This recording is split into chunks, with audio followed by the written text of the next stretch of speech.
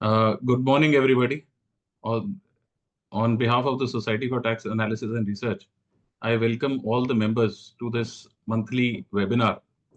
So, as promised, we have now started this exercise of having webinars every second and fourth Saturday as a matter of routine from 11 to 1. So, कुछ भी चलता रहे, एक regular updates, her bi-weekly updates. Every second Saturday we'll be having it. Every alternate Saturday we will be having it without fail. And like today, we have also tried to introduce some new topics in addition to the regular updates, case laws, and everything. So today's session we will be taking up uh, uh, some very interesting and important aspects of ROC compliances. Rather beyond compliances, हम बहुत सारी चीजें miss करते हैं अपने routine के अंदर, which will be taking it up. We'll also have the income tax updates and some very important and interesting judgments which are going to be effective for everyday practice. And of course, we will then have the GST updates. So to begin with, the first session is on ROC compliances. Friends, we are in practice of tax laws, income tax की करते हैं, return filings करते हैं, companies की compliances करते हैं. But what I have also I have been struggling with it, कि ROC की compliances कभी भी पूरी नहीं हो पाती. बहुत सारे फॉर्म्स ऐसे हैं जो रूटीन में नहीं फाइल करने होते हैं, जो एनुअल फॉर्म्स हैं, बैलेंस शीट्स हैं, वो सब फाइल करते हैं, everybody is compliant. There are a lot of other compliances जो नॉर्मल रूटीन में ना तो आरओसी फोर्स करती है ना, बट जब उसकी प्रॉब्लम्स आती हैं, जब हमें उसके ऑल्टरनेट्स ढूंढने पड़ते हैं, जब रिक्वायरमेंट्स आती हैं, तब जाके उसकी पीनल प्रोविजंस इतने हेवी हैं कि बाद में पता चलता है कि पेनल्टीज कितनी लग गई. So to address on that issue, we have a very dynamic young speaker, Mr. Mayank Vishisht, a very own member of Star Society. He is an expert in corporate law, specializing in business incorporations, tax and regulatory compliances, trademark management, contract drafting, and corporate restructuring. Understanding of the company. I request all the members to kindly keep the mics on mute, please. ਬੰਦਾ ਆਇਆ ਨਹੀਂ, doctor ਸਾਹਿਬ ਨੂੰ phone ਕਰਤਾ ਆਇਆ ਨਹੀਂ, ਜੇ ਤੇਰੀ ਮੇਰੀ ਗੱਲ ਹੀ ਹੋਈ.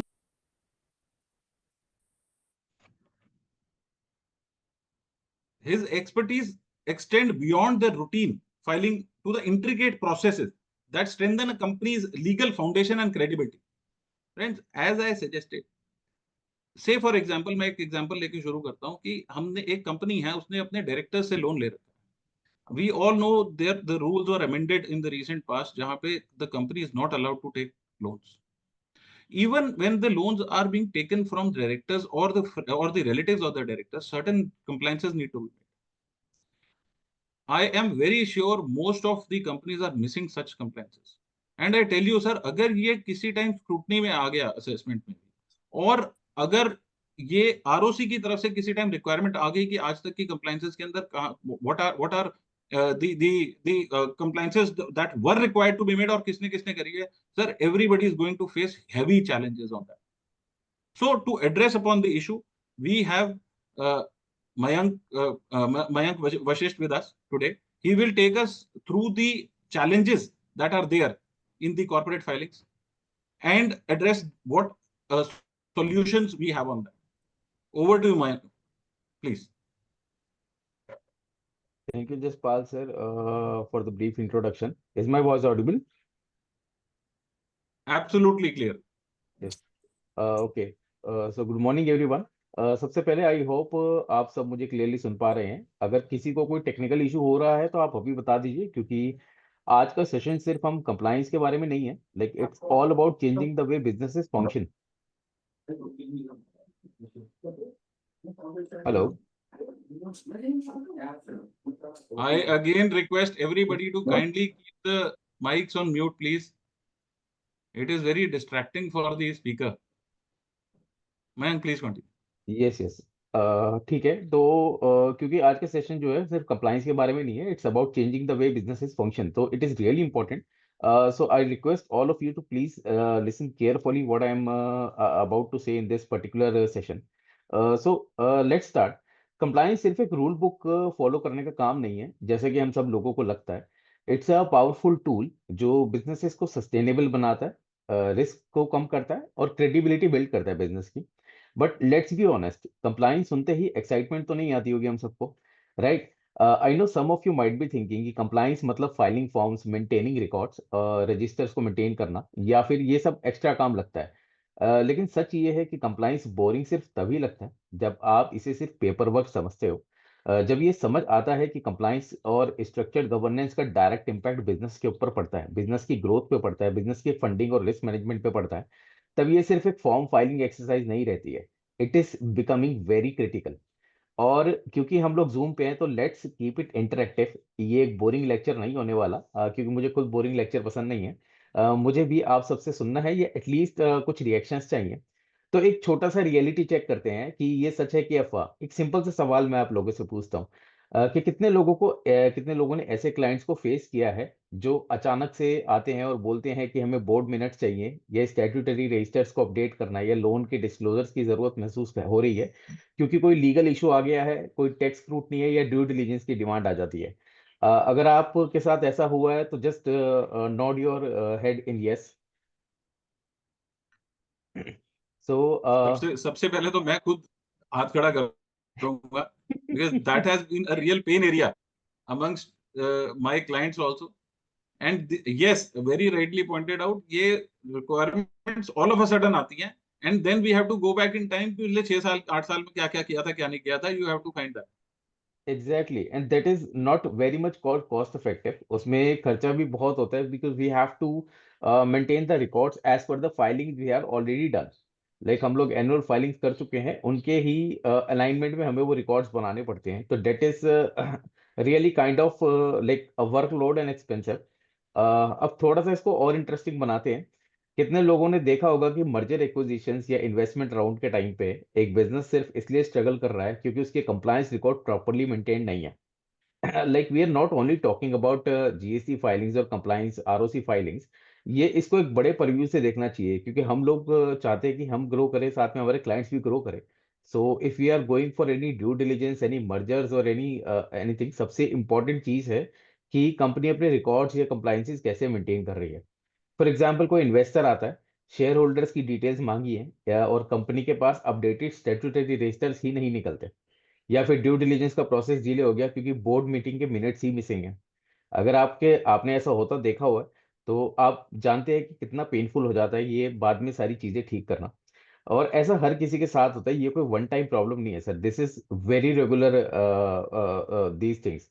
रियलिटी ये है सर कि सिर्फ बिजनेस को फाइनेंशियल लॉस नहीं हो रहा है इस वजह से, कई बार कंप्लायंस की कमी की वजह से ही ग्रोथ रुक जाती है, लीगल प्रॉब्लम्स भी खड़ी हो जाती है और इन्वेस्टमेंट अटक जाती है। और सबसे बड़ी दिक्कत ये है सर कि जब तक समझ आता है तब तक प्रॉब्लम्स जो आउट ऑफ कंट्रोल हो चुकी होती हैं, जब तक कंप्लायंस की इंपॉर्टेंस हमें समझ में आती है, तब तक नुकसान इतना बड़ा हो चुका होता है कि उसको रिकवर करना बहुत मुश्किल हो जाता है। सर नेक्स्ट चीज मैं बताना चाहूंगा, लास्ट मिनट कंप्लायंसेस जो है ना सर, वो सिर्फ तमाशा होता है। आप खुद नोट करेंगे इस चीज को कि कितने लोगों ने ऐसे बिजनेसेस देखे हैं जो इन्वेस्टर्स या टैक्स डिपार्टमेंट के नोटिस आते ही कंप्लायंस डॉक्यूमेंट ढूंढना शुरू कर देते हैं। वही last minute panic sir, emails, calls, भाई मिनट्स तो बनवा दो, and all this like clients come regularly for these kind of things. ये सब देख के सर एक ही सवाल आता है, ये सब पहले क्यों नहीं किया? और वही मूवमेंट जब सर रियलाइजेशन होती है कि कंप्लाइंस एक बर्डन नहीं है सर, नेसेसिटी है। और बेसिकली हम सब लोगों को लगता है कि कंप्लाइंस एक लाइबिलिटी है, बल्कि मैं कहना चाहूंगा सर, कंप्लाइंस लाइबिलिटी नहीं, कंप्लाइंस एसेट है। कैसे? Hello, just a second. Continue, please continue. Yes yes. Sir compliance basically हम लोगों को लगता है, या स्पेसिफिकली हम लोगों को क्या, हम लोग तो काम करने के लिए तैयार हैं, बेसिकली जो बिजनेसेस हैं, हमारे क्लाइंट बिजनेसेस हैं, उनको लगता है कि कंप्लायंस जो है लाइबिलिटी है, these are actually assets. Sir most of the business compliance को एक मैंडेटरी टास्क या फिर आरओसी रिक्वायरमेंट मांगते हैं, लेकिन ये सच नहीं है सर।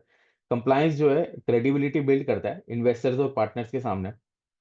सर कभी भी लीगल स्क्रूटनीज होती हैं, टैक्स स्क्रूटनीज होती हैं, या ऑडिट्स होते हैं, तो उनको उन प्रोसेसेस को स्मूथ बनाता है, क्योंकि we are already prepared with the backup, we are already prepared with all the decisions and paper work. Disputes और फाइनेंशियल इरेगुलरिटीज को प्रिवेंट करता है सर कंप्लाइंस। और मर्जर एक्विजिशन को स्ट्रीमलाइन करता है सर, और भी बहुत इसके बेनिफिट्स हैं। पर सर दिक्कत ये है कि लोगों को कंप्लायंस सीरियसली लेने ही नहीं है। जब तक वो मजबूर नहीं हो जाते तब तक, मतलब इट्स काइंड ऑफ कि हम लोग हेलमेट इसलिए पहनते हैं ताकि चालान ना कटे, एक्सीडेंट की वजह से नहीं पहनते हैं कि एक्सीडेंट हो जाएगा और सर पे चोट लग जाएगी। हेलमेट हेलमेट हम लोग ड्राइव करते हुए इसलिए पहन रहे हैं कि चालान ना कटे। सो this is kind of thing, क्योंकि हम यूजुअली क्या है, जैसे प्राइवेट लिमिटेड कंपनीज होती हैं या कोई भी कंपनी है, उसकी हम एनुअल फाइलिंग कर देते हैं, क्योंकि उसके ऊपर जो है कंटिन्यूस उसके ऊपर कॉन्टिन्यूस क्या बोलते हैं आपके लेट फीस वगैरह लगती हैं। जैसे कि हम जीएसटी फाइलिंग्स अपनी रेगुलर रखते हैं, वो आगे भी डिस्कस करेंगे। अब जीएसटी फाइलिंग्स हम टाइम पे कर देते हैं क्योंकि हमें पता है उसके ऊपर इमीडिएटली लेट फीस लगने वाली है। पर जो इंटरनल पेपर एंड रिकॉर्ड्स है कंपनी के, वो हम मेंटेन नहीं करते, क्योंकि डर नहीं है सर, क्योंकि पता है कि आरओसी जो है उसको हमें सबमिट नहीं करने हैं records, just these are just for internal compliances. तो वो एक डर तो नहीं कहूंगा सर, पर उसको स्ट्रीमलाइन रखने के लिए ये चीज़ बहुत जरूरी है। सर कंप्लायंस के लिए बिगेस्ट मिथ क्या है सर, कि सबसे बड़ा मिसकंसेप्शन तो ये है कि कंप्लायंस सिर्फ फॉर्म फाइल करना होता है, कि हमने MGT 7 AOC 4 फाइल कर दिया, एनुअल फाइलिंग कर दी, and we are like legally sorted. पर ऐसा नहीं है सर। जब भी हम कंप्लायंस का नाम लेते हैं तो बिजनेस ओनर्स के दिमाग में तुरंत GST returns, income filing returns, income tax returns या आरओसी सबमिशन आ जाते हैं। ये इंपॉर्टेंट है सर, पर ये सिर्फ एक्सटर्नल कंप्लायंसेस हैं जो गवर्नमेंट एक्टिवली मॉनिटर करती है, टाइम टू टाइम डिमांड करती है, और अगर हम ये नहीं फाइल करते तो they put heavy penalties on. पर इंटरनल कंप्लायंसेस भी होते हैं सर, इसकी बिल्कुल अलग कहानी है। बोर्ड मीटिंग के मिनट्स, स्टैट्यूटरी रजिस्टर्स, लोन के डिस्क्लोजर्स, रिलेटेड पार्टी की ट्रांजैक्शंस जो होती हैं, ये सब किसी गवर्नमेंट डिपार्टमेंट को रेगुलरली सबमिट नहीं करने होते, पर रिकॉर्ड मेंटेनेंस के लिए बहुत जरूरी है। और ये कई सालों से सर चीजें इग्नोर होती आ रही हैं। Even I have seen in my practice, बहुत सारी कंपनीज जो है, even my associates have seen this, ये रिकॉर्ड्स मेंटेन नहीं करती है सर, और लॉन्ग टर्म में इन चीजों का बहुत नुकसान होता है। एक कंपनी सालों तक बिना प्रॉपर इंटरनल कंप्लायंस के चल सकती है, कोई पेनल्टी नहीं लगती, आरओसी का भी कोई नोटिस नहीं आता, इमीडिएट प्रॉब्लम नहीं होती है। फिर अचानक एक दिन इन्वेस्टर ड्यू डिलीजेंस के लिए डॉक्यूमेंट्स मांगते हैं, टैक्स ऑडिट आ जाता है, या फिर कोई लीगल डिस्प्यूट खड़ा हो जाता है, या फिर मर्जर की बात हो जाती है, तब रियलाइजेशन होती है अब क्या करें। फॉर एग्जाम्पल, मेरी एक प्राइवेट लिमिटेड कंपनी है, और मैंने अपने शेयर होल्डर रजिस्टर मेंटेन नहीं करे हुए हैं। तो कल को डिस्प्यूट खड़ा हो सकता है, कोई शेयर होल्डर बोल सकता है कि भाई मेरी शेयर परसेंटेज इतनी नहीं है, इतनी है। तो आप उसको कैसे जस्टिफाई करेंगे? आपके पास लीगल रजिस्टर्ड होंगे, साइन डॉक्यूमेंट्स होंगे, तभी तो आप उसको जस्टिफाई कर पाएंगे ना, कि आपने सारी शेयर होल्डिंग्स रिकॉर्ड कर रखी है, it is in your hands.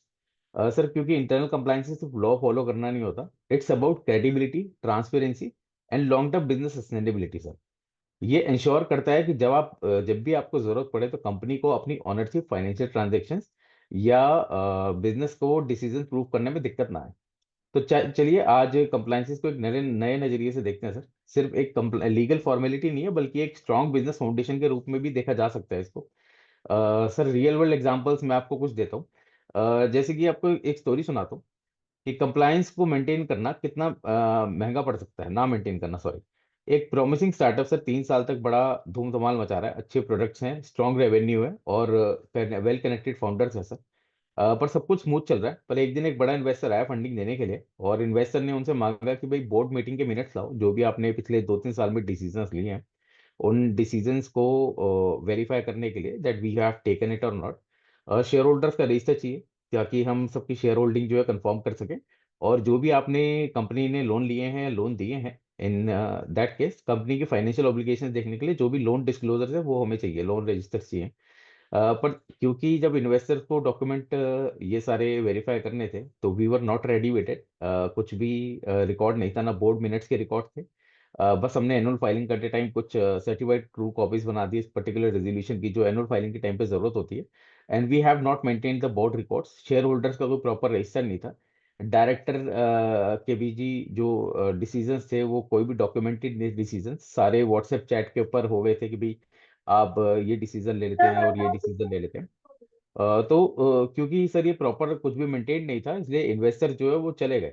और सर ये सिर्फ स्टार्टअप के साथ नहीं होता, एस्टेब्लिश कंपनीज भी फंडिंग या टैक्स ऑडिट या लीगल डिस्प्यूट टाइम पे फंस जाती हैं, क्योंकि उनके पास कंप्लायंस रिकॉर्ड मेंटेन नहीं होते हैं सर। तो सर ये सिर्फ एक वार्निंग नहीं है, एक प्रूफ है कि कंप्लायंस कोई एक्स्ट्रा काम नहीं है, बल्कि एक बिजनेस नेसेसिटी है। और जो इसको इग्नोर करता है सर, वो सिर्फ एक नोटिस या रिजेक्शन से दूर है सर।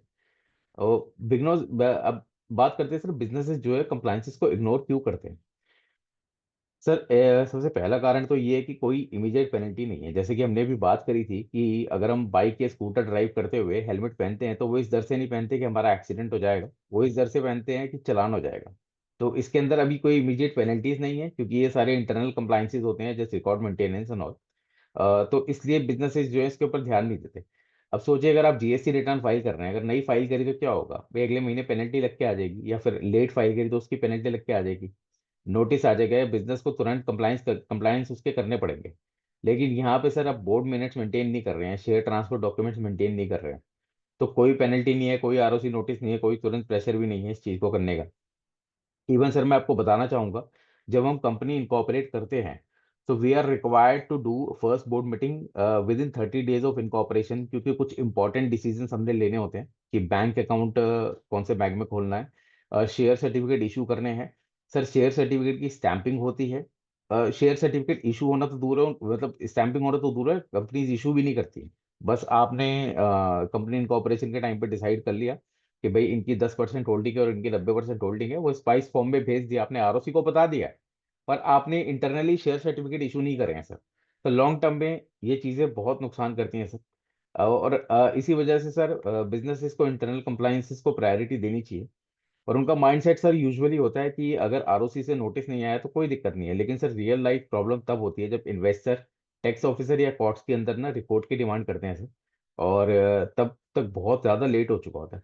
और सर दूसरी चीज़ ये है, एक व्हाट्सएप कल्चर ने ना सर ये चीज़ें बहुत ख़राब कर दी हैं। आजकल बिजनेस डिसीजंस जो है कॉन्फ्रेंस रूम में नहीं होते सर, व्हाट्सएप के या कॉफी टेबल के ऊपर हो जाते हैं। बोर्ड डिसाइड करता है कि नए इन्वेस्टर से फंड लेना, ये सब व्हाट्सएप के ऊपर डिस्कस करते हैं, हाँ हो जाती हैं और पैसे आ जाते हैं।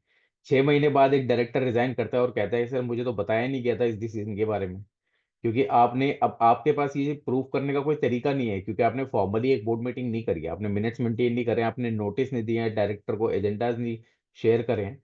तो एट द एंड अगर कोई डायरेक्टर क्वेश्चन रेज करता है कि आपने ये डिसीजन ले लिया है, भले ही आपने व्हाट्सएप के ऊपर ये डिसीजन लिया, पर वो लीगली एलिजिबल नहीं है, क्योंकि आपने मिनट्स मेंटेन नहीं करे हैं बोर्ड्स के।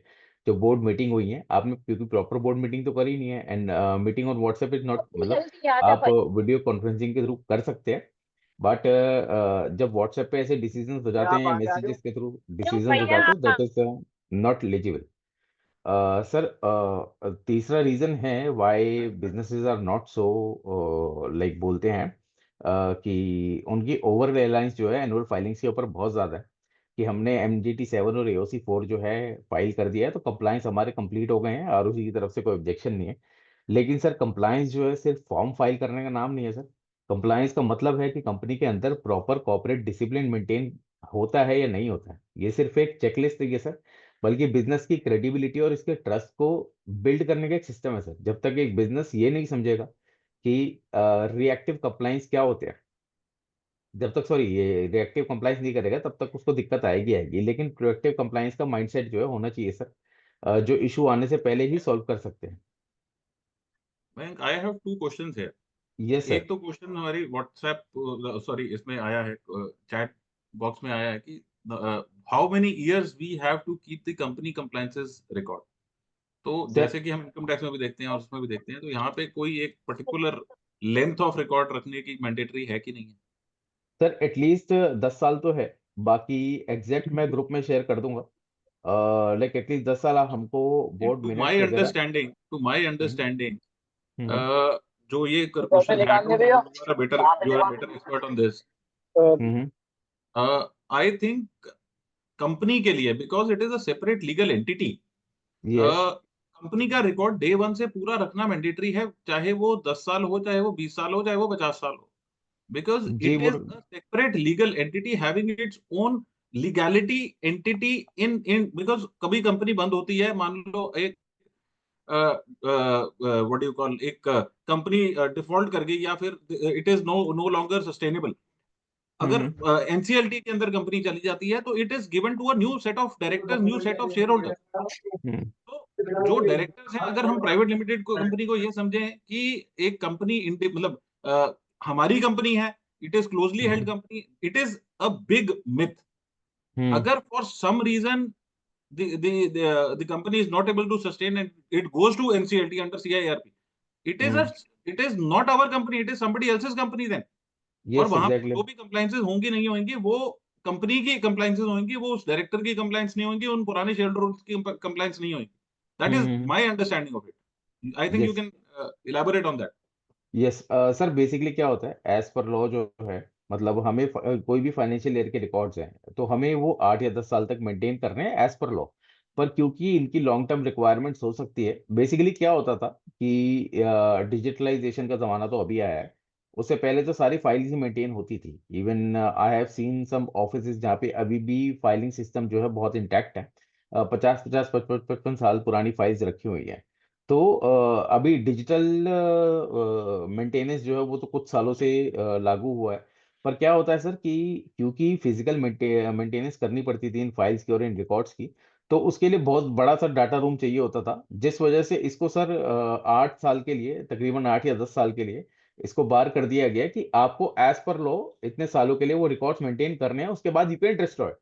पर क्योंकि आपने जो स्पेसिफिक ये सिचुएशन बताई है, इसमें तो सर जितना लंबा आप रिकॉर्ड्स को रखें, अब क्योंकि डिजिटलाइजेशन का भी जमाना है तो आप इन।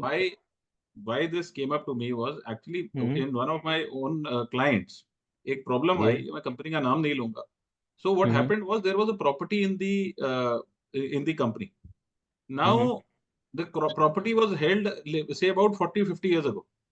उस टाइम ओके। पे वो प्रॉपर्टी की कीमत शायद कुछ लाख होगी या कुछ भी होगी। आज उस प्रॉपर्टी की कीमत is like more than 100 crores। And of hmm. Course जब वो generation, it was a closely held company, private limited company, family चला रही है, but due to the advent of time आगे बच्चे आ गए, बच्चों के बच्चे आ गए, एंड आज थर्ड जनरेशन उस पर लड़ रही है। हम्म। प्रॉपर्टी सेल करनी है, 100 करोड़ की प्रॉपर्टी है, कंप्लाइंसेस पिछले 20 साल 15 साल से नहीं हुई है। We are facing such problems. Hmm. Now we are trying to dig up the data की पहले सेट ऑफ डायरेक्टर्स कौन थे, कुछ की डेथ हो गई, डेथ के बाद वो डायरेक्टरशिप चेंज हुई कि नहीं हुई, नए शेयर होल्डर्स जो उनके जिसकी डेथ होगी उसके शेयर होल्डर्स ट्रांसफर हुए कि नहीं, शेयर्स ट्रांसफर हुए कि नहीं हुए, लीगल हेयर्स को प्रॉपर अपॉइंट किया गया कि नहीं किया गया। तो there are hmm. Hell lot of compliances to be done. एक और मेरे यस। पास केस आया था इसी तरह से, एक जिन भी कंपनीज के अंदर प्रॉपर्टीज है वहां पे ये प्रॉब्लम रहेगी। ऐसी ही एक और कंपनी थी, उसके अंदर भी एक प्रॉपर्टी थी, कंपनी ने काम करना बंद कर दिया, कंप्लायंसेस बंद हो गई, सब कुछ छोड़ दिया। ऑल ऑफ अ सडन आपको याद होगा 5 7 साल पहले कंपनी ने एक स्ट्राइक ऑफ वो चलाई थी कि कोई भी कंपनी जो फाइलिंग्स नहीं कर रही हैं, they were striked off. Hmm. This company was striked off, then the this client had to move to NCLT saying that कि हमारी इसके अंदर प्रॉपर्टी है, उसको रिवाइव कराया। हम्म। रिवाइव कराने के बाद वी वर गिवन, रिवाइव भी हो गया और उसके अंदर बोला गया कि आप पुरानी सारी कंप्लायंसेस करिए। सर माइंड यू, सिर्फ कंप्लायंसेस कंप्लायंसेस का बिल इफेक्टिवली जो लेट फीस थी that was 11 to 15 lakh rupees, let's. Yes. और वो आज भी चल रही है। पिछले हम्म। हमने देखा है कि आरओसी की स्कीम्स आ जाती हैं कि पुराने फॉर्म्स फाइल कर लो या नहीं कर लो, पिछले 5 साल से अभी नहीं आई है कोई scheme. Hmm. But nevertheless we cannot be dependent upon these kind of schemes, hmm. Resolution schemes की आप इनको फाइलिंग कर लो और पुराने आपके सारे डिफॉल्ट्स माफ कर दिए जाएंगे। The penalties are growing for every from they are going 100 to 200 rupees per day. तो it's a yes. Very very heavy cost which has to be so. अगर कोई भी प्राइवेट लिमिटेड कंपनी कोई फॉर्म कर रहा है, these compliances to my knowledge are very very important to maintain. Yes. वही वाली चीज है ना सर, अब आपके एग्जांपल के ऊपर ही मैं बोलता हूँ कि हमने कंपनी बना दी है, उसमें शेयर होल्डर्स के रिकॉर्ड मेंटेन नहीं करे हैं, शेयर सर्टिफिकेट इशू नहीं करे हैं। सो अगर कोई प्रॉपर्टी कंपनी से अटैच्ड है, कि कंपनी की एक स्पेसिफिक प्रॉपर्टी है, तो उसका भी जब डिवीजन होना होगा तो यू कैन नॉट असरटेन, क्योंकि आपके पास शेयर होल्डिंग ही नहीं है। आपको पता ही नहीं कि कौन से शेयर का क्या, कौन से शेयर होल्डर के पास क्या इसकी वैल्यू जाने वाली है, क्या शेयर होल्डिंग उनकी रहने वाली है कंपनी के अंदर। और अल्टीमेटली सर वही वाली चीज होती है, मतलब कंपनी लॉ जो है 8 साल बोलता है यूजुअली कि 8 साल तक आपको रिकॉर्ड मेंटेन करने की जरूरत है, उसके बाद आप डिस्ट्रॉय कर सकते हैं। पर for long term sustainability sir, अब क्योंकि डिजिटल एरा भी आ गया है, तो आप उनकी सॉफ्ट कॉपीज भी रख सकते हैं। जरूरी नहीं है कि आपको फिजिकल कॉपीज ही रखनी है, you just get the document sign और उनके आप स्कैन करके सॉफ्ट कॉपीज रख लीजिए, उसके बाद आप फाइल डिस्ट्रॉय कर लीजिए, फिर वो 8 साल के 80 साल रखिए, no problem with that sir. ठीक है, let's continue with the session. Sir, most ignored but critical internal compliances क्या होते हैं? लाइक कंप्लायंस सिर्फ पॉलिसी फॉर्म फाइल करना नहीं है सर, इसका असली काम है बिजनेस को लीगली और फाइनेंशियली स्ट्रांग बनाना। लेकिन सर कुछ इंटरनल कंप्लायंसेस ऐसे भी होते हैं जो कंपनीज इग्नोर करती हैं, पर दिक्कत तब आती है जब समझ आता है कि ये कितने इंपॉर्टेंट थे। आज हम सबसे ज्यादा उन्हें इग्नोर करते हैं, पर क्रिटिकल इंटरनल कंप्लायंसेस की बात भी करते हैं सर। सबसे पहले तो sir board meetings and proper documentation.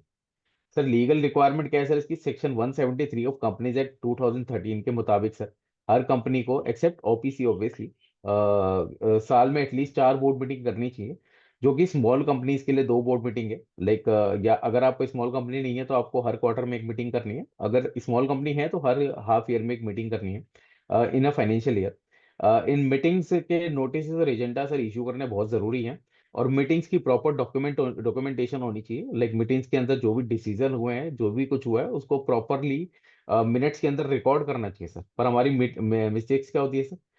Board meeting सिर्फ नाम के लिए होती है सर, डिस्कशन व्हाट्सएप पे हो जाते हैं। बोर्ड मीटिंग्स के मिनट्स लिखना किसी को याद नहीं रहता सर, और मेजर फाइनेंशियल और लीगल डिसीजन जो है बिना किसी प्रॉपर डॉक्यूमेंटेशन के हो जाते हैं सर।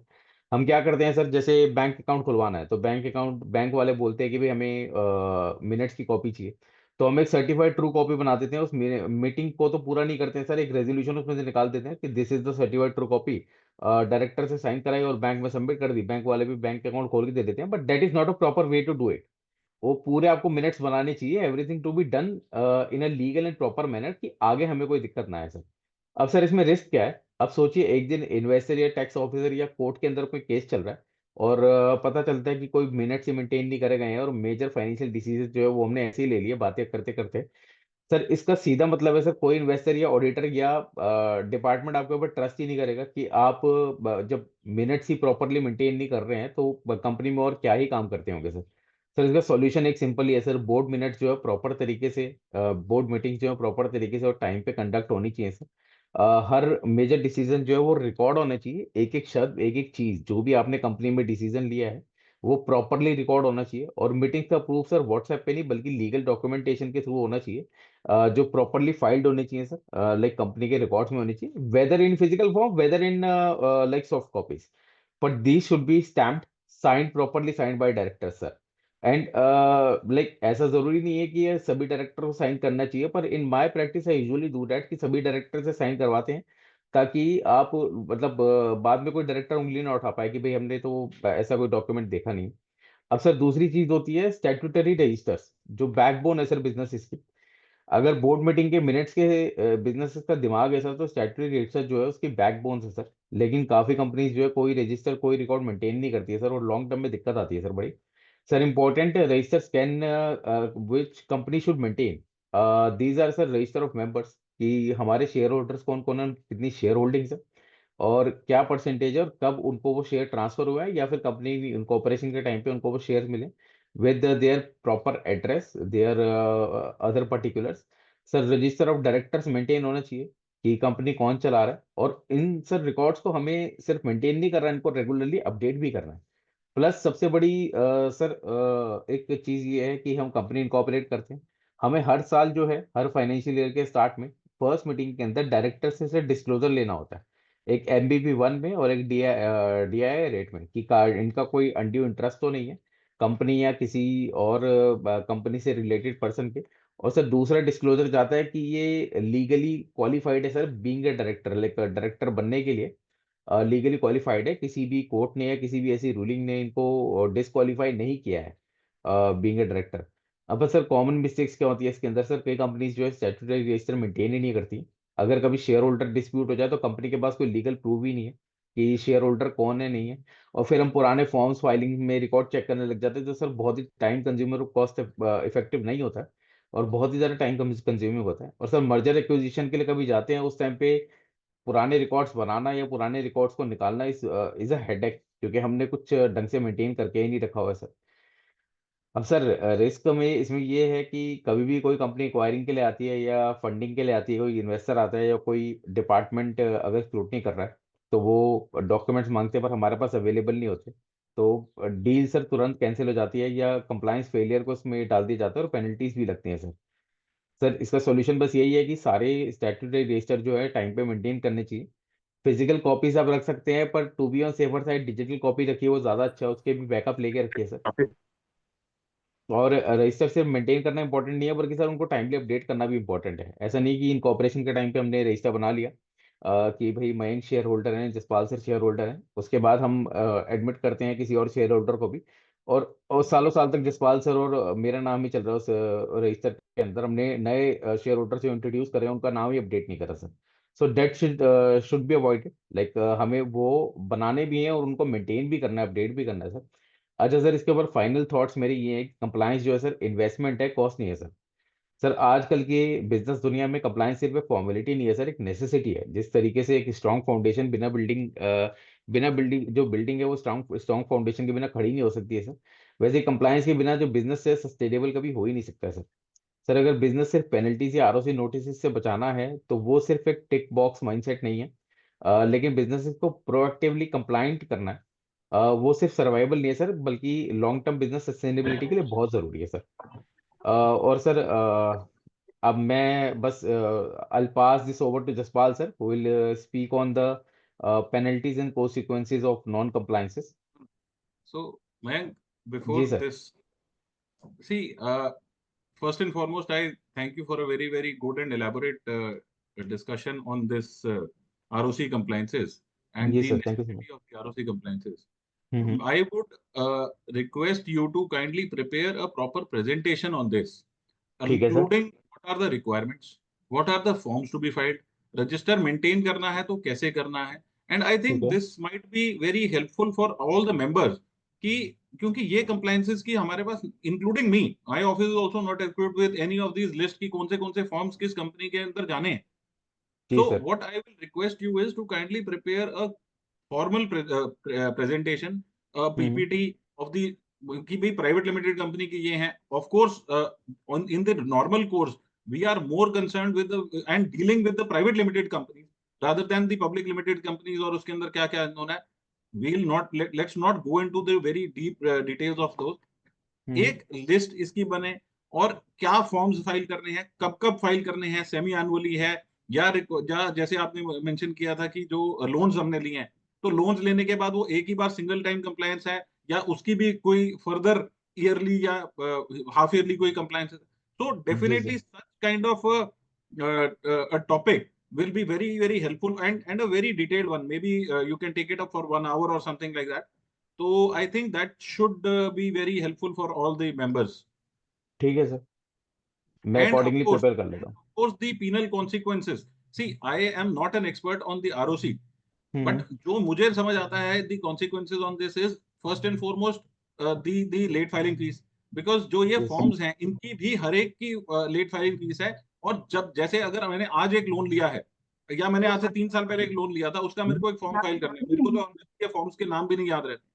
तो हम्म। अगर वो मैंने किया है और मेरे को 2 साल या 3 साल के बाद पता चलता है कि मैंने वो फॉर्म फाइल किया है, तो my cost is my late fee is counted per day from the date of that compliance, which is hmm. like maybe 3 years. Yes तो सर। 300 दिन इंटू 1000 दिन की 100 मतलब it is the number is impossible number. और एक हम्म। मतलब and as professionals सी होता क्या है, वेरी इंपॉर्टेंट पॉइंट अगेन. हम हमारे पास क्लाइंट आता है, हम कंपनी इनकॉर्पोरेट करके दे देते ना, और हमने इनकॉर्पोरेशन भी कर दिया, एनुअल फाइलिंग की उनसे चार्जेस भी ले लिए, सब कुछ ले लिया. Now the hmm. Client is not aware कि ये सारी कंप्लाइंसेस होनी है. हम्म। हमारे लिए ये होता है कि हमारे को पैसे कितने मिलते हैं टोटल कंप्लाइंसेस के लिए, जो हम उनको सब कुछ बताते फिर. What hmm. I have understood is कि जब भी कोई कंपनी बनाने आए उनको बता दो, ये लिस्ट पकड़ा दो कि ये आपकी कंप्लाइंसेस है. Now the ball is in the court of the client कि वो यस। कंप्लाइंसेस लेना चाहता है कि नहीं लेना चाहता. अगर हम्म। वो लेना चाहता है तो उसकी ये कॉस्ट है, उसकी ये कंप्लाइंट कॉस्ट है, उसकी ये हम्म। फीस जो गवर्नमेंट फीस है वो है. और अगर वो नहीं हम्म। लेना चाहता, वो कल को आपके पास आके ये नहीं कह सकेगा कि आपने गाइड नहीं किया. हम्म। आपने अपनी ऑब्लिगेशन पूरी कर दी, आपने आप उससे एक साइन करा के रख लो कि ये कंप्लाइंसेस आपको लेनी है कि नहीं लेनी. हम्म। When you have offered it, you have put it in the knowledge of the. आप एक ईमेल करके छोड़ दो, आप उनको बता दो. Then the client can not come to you to say कि भाई आपने मेरे को गाइड नहीं किया, आज मेरे ये 2 लाख रुपए की पेनल्टी लग जी। गई, which is very very important. And including my office, I have no hesitation in saying that we have not been compliant on these issues in handling the private limited companies. So I think this is a very very sensitive topic for everybody, for all the professionals. At least if we are aware, we can make the client aware कि ये कौन सी क्या क्या requirements हैं और क्या क्या होनी चाहिए. At least कल को we can answer them in some positive stride. So I will request you please take your time and make a presentation for a ठीक है sir, detailed deliberation on this. I think ठीक है members will sir, acknowledge such second session. Yes yes yes, I will do that sir. और even आपकी बात को ही मैं कंटिन्यू करना चाहूंगा। Like most of us are doing GST filings and income tax return filings. अब सर क्या होता है कि जीएसटी के अंदर अगर 2-4 दिन हमारी रिटर्न लेट भी हो जाती है, 3B रिटर्न की स्पेसिफिकली अगर बात करें, तो रोज की 10, 20, 50 रुपए, 100 रुपए पेनल्टीज लग रही हैं सर। पर आरओसी के नॉन कंप्लाइंसेज में सर ये पेनल्टीज बहुत ज्यादा हैं। मैं आपके साथ एक रीसेंट एग्जांपल शेयर करता हूँ। वन ऑफ माय एसोसिएट, उनकी उनकी एक कंपनी आई थी मेरे पास, जिन्होंने डायरेक्टर से लोन लिए थे, और लोन का जो है डिस्क्लोजर उन्होंने फाइल नहीं किया आरओसी के साथ। जब भी आप डायरेक्टर्स के उनके रिलेटिव से लोन लेते हैं पर्टिकुलर अमाउंट का, तो उसको सर डीबीटी 3 के अंदर डिपॉजिट्स की तरह दिखा के, नॉन डिपॉजिट्स की तरह दिखा के, उसको डीबीटी 3 में आपको आरओसी के साथ फाइल करना होता है। अब 2-3 साल पहले सर वो लोन लिए गए, और उसकी फाइलिंग जो है वो नहीं करी गई proper. And then we checked out the penalties, तो वो अप्रोक्सीमेटली अराउंड 7,000-8,000 थी। तो sir like 7,000 and 8,000 is not a much big amount, पर फिर भी नॉन कंप्लाइंस के लिए सर बहुत ही बड़ा अमाउंट है। लाइक अगर हम रादर उस टाइम पे फाइल कर देते तो 200-400 के अंदर हमारा काम निपट जाता, जितनी गवर्नमेंट फीस होती है कंपनी की। तो आरओसी के अंदर सर पेनल्टीज ना बहुत ज्यादा हैवी हैं, and it goes like in lakhs, और कुछ ही। I think there is some connectivity issue with Mayank. Chetty sir, can I continue Please go ahead. from other topic? So I'm thankful to this society who is regularly conducting the webinars and seminars. So this is my first time when I'm joining this. I'm R.K. Soni. I'm insolvency professional. Since the topic is running over corporate law, so I have dealt more than 100 CRP and liquidation cases, where I'm agree with Mr. Vasist that compliances are not a liability; it's an asset. I should appreciate for these words to Mr. Mayank. Thank you sir. And one more thing, जैसा कि हम लोगों ने regularly face किया है, regularly face करते आ रहे हैं, और आगे भी ये कंटिन्यू रहेगा। जहां तक कंप्लाइंसेस की बात है, जितने भी केसेस हमने डील किए हैं, we have dealt more than 50,000 crore rupees के केसेस जो लिक्विडेशन और इंसॉल्वेंसी में रहे हैं। Everywhere we have find 100% non compliance of type of I should say हर कंपनी में, हर में हमने ये पाया है कि we are not having the proper records from the CD corporate debtor. So इस केस में सबसे बड़ा जो उनको फेस करना पड़ता है इशू, जनरली हम आईबीसी में एक सेक्शन 19(2) है, non cooperation of corporate debtors. तो वहां जब वो नोटिस हम लोग इशू करते हैं, फर्स्ट नोटिस हमारा वही होता है एज ए इंसॉल्वेंसी प्रोफेशनल। सबसे पहले नोटिस में यही होता है कि भाई आपने कंप्लाइंसेस कंप्लीट की है नहीं है, और एवरीवेयर वी फाइंड, मतलब बिल्कुल फर्स्ट नोटिस हमें देना ही होता है। और नोटिस मिलने के बाद कॉर्पोरेट ये फील करता है जैसे कि उसको मतलब जैसे लोगों ने हमें पर्सनली शेयर किया कि हमें ऐसा लगता है कि हम लोग we are going behind the bars, कि जेल होने वाली है, और पूरा प्रॉपर एक रिकॉर्ड तरीके से मेंटेन नहीं कर किया है। सो पॉइंट और भी कुछ हैं, क्योंकि अब सेशन ऑलरेडी अलॉटेड है और फर्दर स्पीकर्स भी वेटिंग में हैं। तो ये मेरे को पॉइंट ऐसा लगा कि आई मस्ट सपोर्ट कि compliances has to be made in time and should be perfect. ये भी बहुत सारे रीजन हैं जो केसेस सीआरपी या लिक्विडेशन में गए हैं। Thank you sir. So, Nizar, we appreciate your inputs on this. I will request you to kindly be in touch with me offline also, and we will design a ROC compliance session with penalties with you and of course Mayank Mayank ji. So we will see again. This topic is a very hot topic, and that is why we thought we should share this by way of this webinar. And of course, we will try to keep a physical session on this, a full session, maybe 1 or 1.5 hours, as the requirement turns out to be. So we will definitely be doing this very soon. Sure, sir. Thank you. And you were disconnected in between. Please continue. Yes, sir actually बस वही बात थी कि as you shared example in the last few minutes, आपने बताया था कि एक कंपनी की जो पास्ट एनुअल फाइलिंग करनी थी, उनका कंपनी रिवाइवल करने के बाद जब पिछले रिकॉर्ड्स की जो एनुअल फाइलिंग करी कुछ सालों की, तो 11-12 लाख जो है लेट फीस गई उसकी। तो सर इट हैपन्स कि जीएसटी के अंदर जो है हम अगर नॉन फाइलिंग करते हैं तो बहुत ही हम लिमिटेड फीस पे कर रहे हैं और उसके ऊपर भी बार है। पर सर कंपनीज एक्ट में, मतलब कंपनीज एक्ट में भी थ्रेशोल्ड लिमिट दी गई है कि इससे ऊपर हम लेट फीस नहीं ले जा सकते हैं, पर कुछ कुछ प्रोविजंस में सर इसकी भी कोई लिमिट नहीं है, तो fees can go into lakhs. तो सर कंप्लायंसिस रिकॉर्ड्स मेंटेन करना और कंप्लायंसिस प्राइवेट लिमिटेड कंपनीज के करना, सर इशू बस थोड़ा सा ये है कि मैं अनऑफिशियली बोलना चाहूंगा इस चीज को, जितना सर इनकम टैक्स डिपार्टमेंट और जीएसटी डिपार्टमेंट जितना सीरियस है कंप्लायंसिस को लेके कि आपने रिटर्न फाइल नहीं करी और अगले दिन इवन रिटर्न फाइल करने से पहले भी मैसेज आने शुरू हो जाते हैं कि भाई लास्ट डेट रश के लिए मत जाइए, आपको पहले ही इसको जो कंप्लायंसेस है अपने कंप्लीट कीजिए, रिटर्न फाइल कीजिए। तो आरओसी जो है सर इतना सीरियस नहीं है इस चीज को लेके, पर पिछले कुछ सालों से हम देख रहे हैं सर आरओसी भी नोटिस इशू कर रहा है sir, and they are like very active in this kind of things. What recently happened, एक कंपनी इनकॉर्पोरेट हुई थी, one of my associate did it, and उसमें जो है उन्होंने जो मेमोरेंडम में अपना ऑब्जेक्ट दिया था वो उस ऑब्जेक्ट को ना फुलफिल करके किसी और ही फील्ड के अंदर काम कर रही थी वो कंपनी। तो आरओसी को जैसे ही ये संज्ञान में आया तो उन्होंने उस कंपनी का नाम स्ट्राइक ऑफ करके उसको नोटिस भेजा कि आप एक्सप्लेनेशन दीजिए कि जो आपने एमओए के अंदर अपने ऑब्जेक्टिव्स बताए थे और वो ऑब्जेक्टिव्स में काम ना करके किसी और ऑब्जेक्टिव्स में काम क्यों कर रहे हैं। तो आरओसी भी अब थोड़ा बहुत एक्टिव हो रहा है इन चीजों के लिए, पर it is not as much active as income tax department and GST. पर सर हमें उनके एक्टिव होने का टाइम का वेट नहीं करना, हमें कंप्लायंसेस पहले ही कंप्लीट करके रखने हैं ताकि लॉन्ग टर्म में अगर कोई और भी इशू हो तो हमारे पास सारी चीजें रेडीली अवेलेबल हैं। तो that's what I want to conclude it with sir.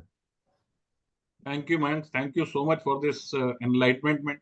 And I'll definitely agree with you. हमें इसको ये देखना कि वहाँ पे कोई नोटिसेस नहीं आ रहे हैं. I think this is the most sensitive issue. मेरे पास बहुत सारे ऐसे एग्जाम्पल हैं जहां पे ये इश्यूज आए हैं और जिस टाइम हाथ से बात निकल जाती है उस टाइम नोटिस आते हैं, and then the mammoth workload जो हमारे ऊपर आता है, जो हमें फुलफिल करना है to just to protect the company and just to protect the compliances, it is a nightmare. So yes, you have very rightly pointed out, and we will take it up very soon in detail also. And Sure, sir, sure. Thank you so much for this delivery. Hello. Moving on to the second limb of today's webinar, I'll be just sharing very quickly some very important judgments of the income tax, जो अभी last 2 हफ्ते में आई हैं और 2-3 हफ्ते में आई हैं. And then we will shift and will request Suresh ji to enlighten us on the updates and some forms in GST. Sir, coming to the judgments, सबसे पहली जजमेंट आई है सर एक नोकिया कॉर्पोरेशन की. There were a series of appeals filed in the high court from 2019 and up till 2023. Nokia ने ये appeals file करी थी in the honourable high court, and all these appeal over the year there are total 11 appeals which have been clubbed, and इसकी एक common judgement आई है. Sir the basic issue जो इसके अंदर था वो था weather see, there are two corporations. One is the Nokia Corporation, which is an international entity, and one is the Nokia India. Now, the issue was related to the payments from Indian companies to Nokia Corporation. The issue was whether Nokia Corporation can be said to have a permanent establishment in India by way of the Indian company, Indian subsidiary. The High Court has held this has been a very, very sensitive subject in the income tax, and a lot of litigation has happened on this. Sir, the court has now held that merely because there is a subsidiary company of the international corporation, it does not amount to permanent establishment. Sir, very, very important judgment. So what they have said is, I will read it out. The determination of a PE requires a thorough evaluation based on specific criteria outlined in Article 5 of the DTAA, including factors like fixed place of business, the nature of services rendered. Now, nature of services rendered in vis-a-vis the principal company, not the Indian subsidiary, which is very important. Perception क्या रहता है कि because the international company is working through the subsidiary, तो उसकी permanent establishment है. No sir, in there can be circumstances where the international entity is dealing with Indian, some of the Indian companies independently of the subsidiary company. So in those transactions, the international entity cannot be, the High Court, Delhi High Court has held that those, in such circumstances, the international entity is an independent entity and it has nothing to do via the subsidiary company. So very important judgment. The ITA numbers, please, if somebody wants to note it down, it is 785 oblique. This is not yet reported. It will be reported soon. Reporting jo bhi aayegi, we'll share it up as an update. 780 appeal number 785/19, 786, 882, 883, 884, 885. Moving to appeal number, ITA number 170/20, 171/20. So 11 cases together the High Court has adjudicated and stating that it is not necessary that in case there is an Indian subsidiary also working of an international company, it cannot amount to permanent establishment. Sir, second important judgment is in the case of Sun Pharmaceuticals International Limited versus Income Tax Officer. Again, sir, very important subject, very sensitive subject in income tax practice. Sir, हम लोग देखते हैं कि कई बार TDS extra cut जाता है. जो normal हमारे सेक्शंस हैं, कॉन्ट्रैक्टर के सेक्शंस हैं या और रेंटल के सेक्शंस है, वहां पे भी कट जाता है. So we have to find out, यार हम इसको कैसे एडजस्ट करें, हम कुछ ओवर डिडक्शन दिखा दें या कुछ दिखा दें. But at times it also happens that we गलती से जमा हो जाता है और वो we have to claim refunds of the extra excess TDS. Now, it is not a usual process. Of course, there are forms prescribed for it. Rule 31A, 3A deals with the refund of excess TDS deposited. Sir, इसका form भी है, form 26B.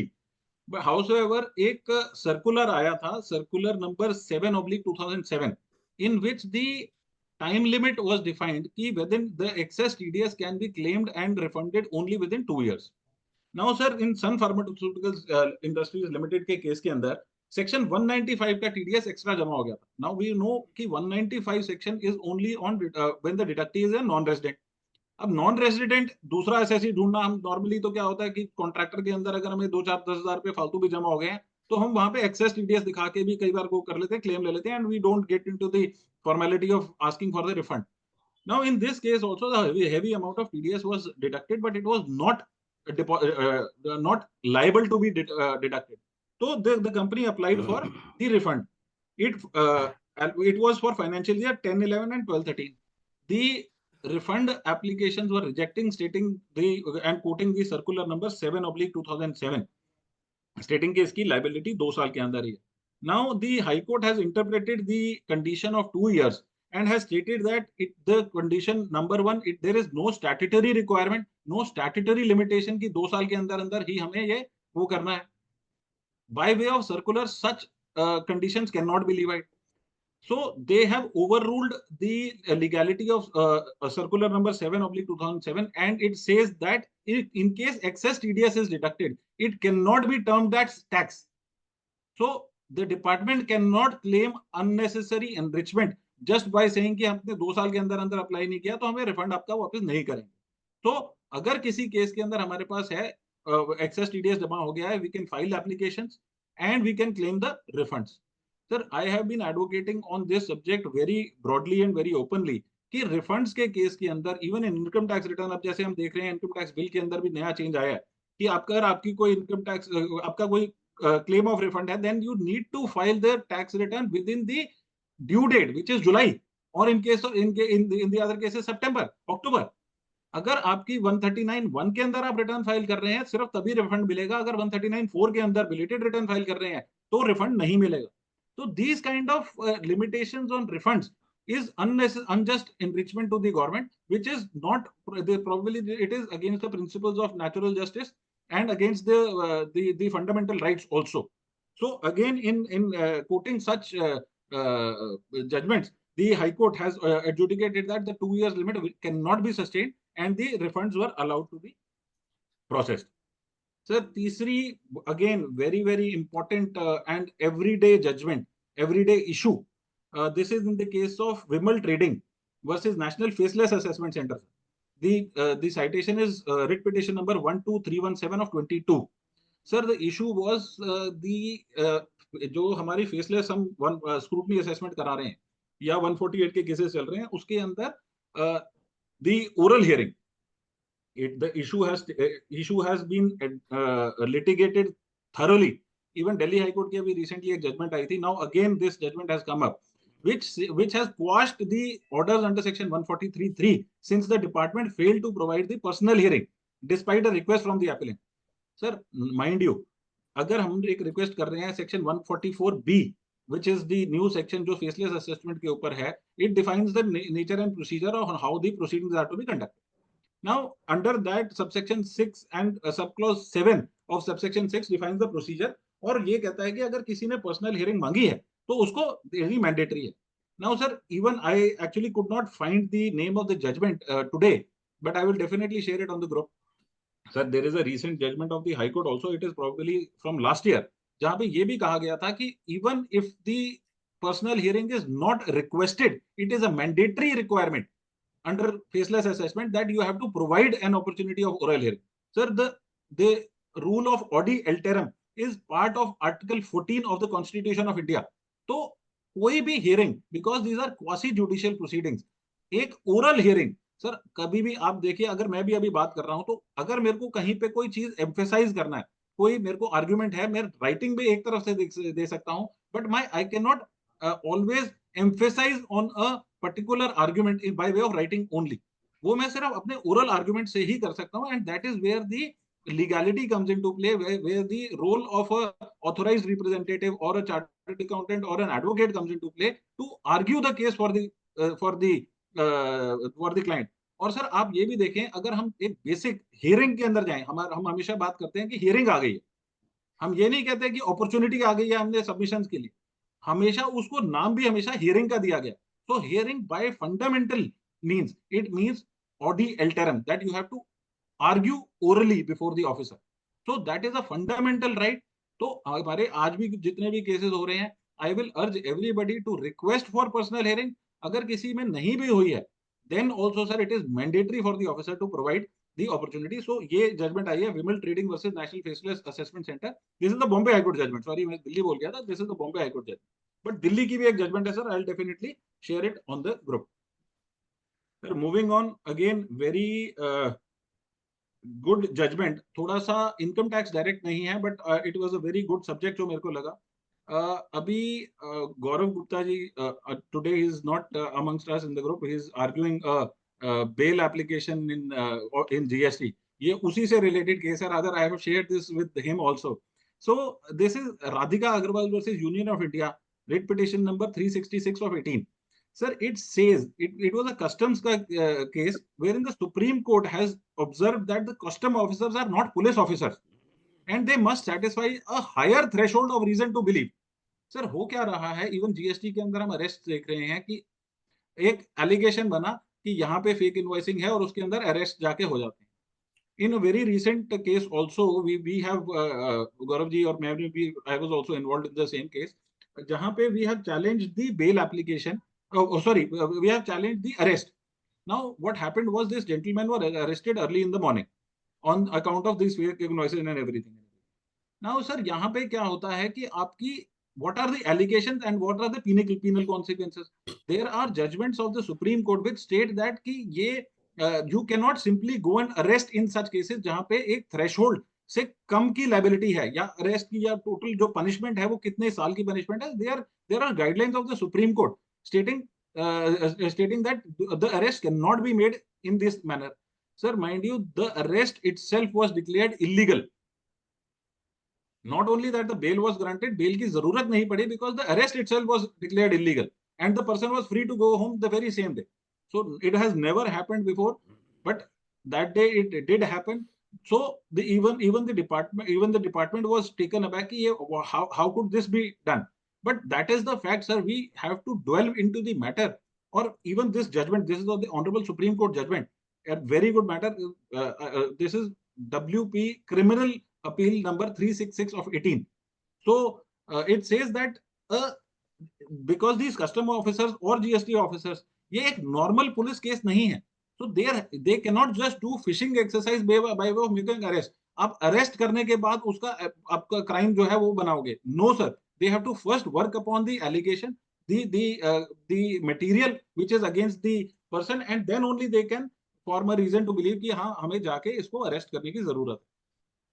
Sir, moving on again, not a direct income tax judgment, but a very relatable judgment. Sachin Jaiswal versus Hotel Alka Raje and others. Citation is sir 2021 live law Supreme Court. Sir issue किसके अंदर क्या था? एक partnership firm थी, उसके अंदर एक property थी. हमेशा ये देखा जाता है कि जब पार्टनरशिप की प्रॉपर्टी होती है तो अज्यूम किया जाता है कि वो पार्टनर्स की प्रॉपर्टी है. No sir, the fact remains that once the property is purchased in the name of partnership, it belongs to the partnership collectively and not the partners. Now what were the facts of this case? कि partners तीन चार partner थे, उन्होंने property खरीदी हुई थी, firm के नाम पे प्रॉपर्टी थी, बट एक पार्टनर की डेथ हो गई. नाउ आफ्टर द डेथ उसके जो लीगल हेयर्स थे उन्होंने क्लेम कर ली प्रॉपर्टी की, इसके अंदर हमारा हिस्सा है by virtue of the legal heir. Sir the court has held that the property belongs to the partnership and not the partners. No legal heir will have any right whatsoever in the property. सिर्फ उसका जो capital balance है firm के अंदर वो उसके ऊपर right ले सकते हैं, उसके अलावा कोई नहीं कर सकते. Now there are provisions in income tax to deal with such situations also, कि जिस टाइम पे डेथ होती है या जिस टाइम पे रिकॉन्स्टिट्यूशन होता है उस टाइम पे how the property has to be dealt in by way of capital gains.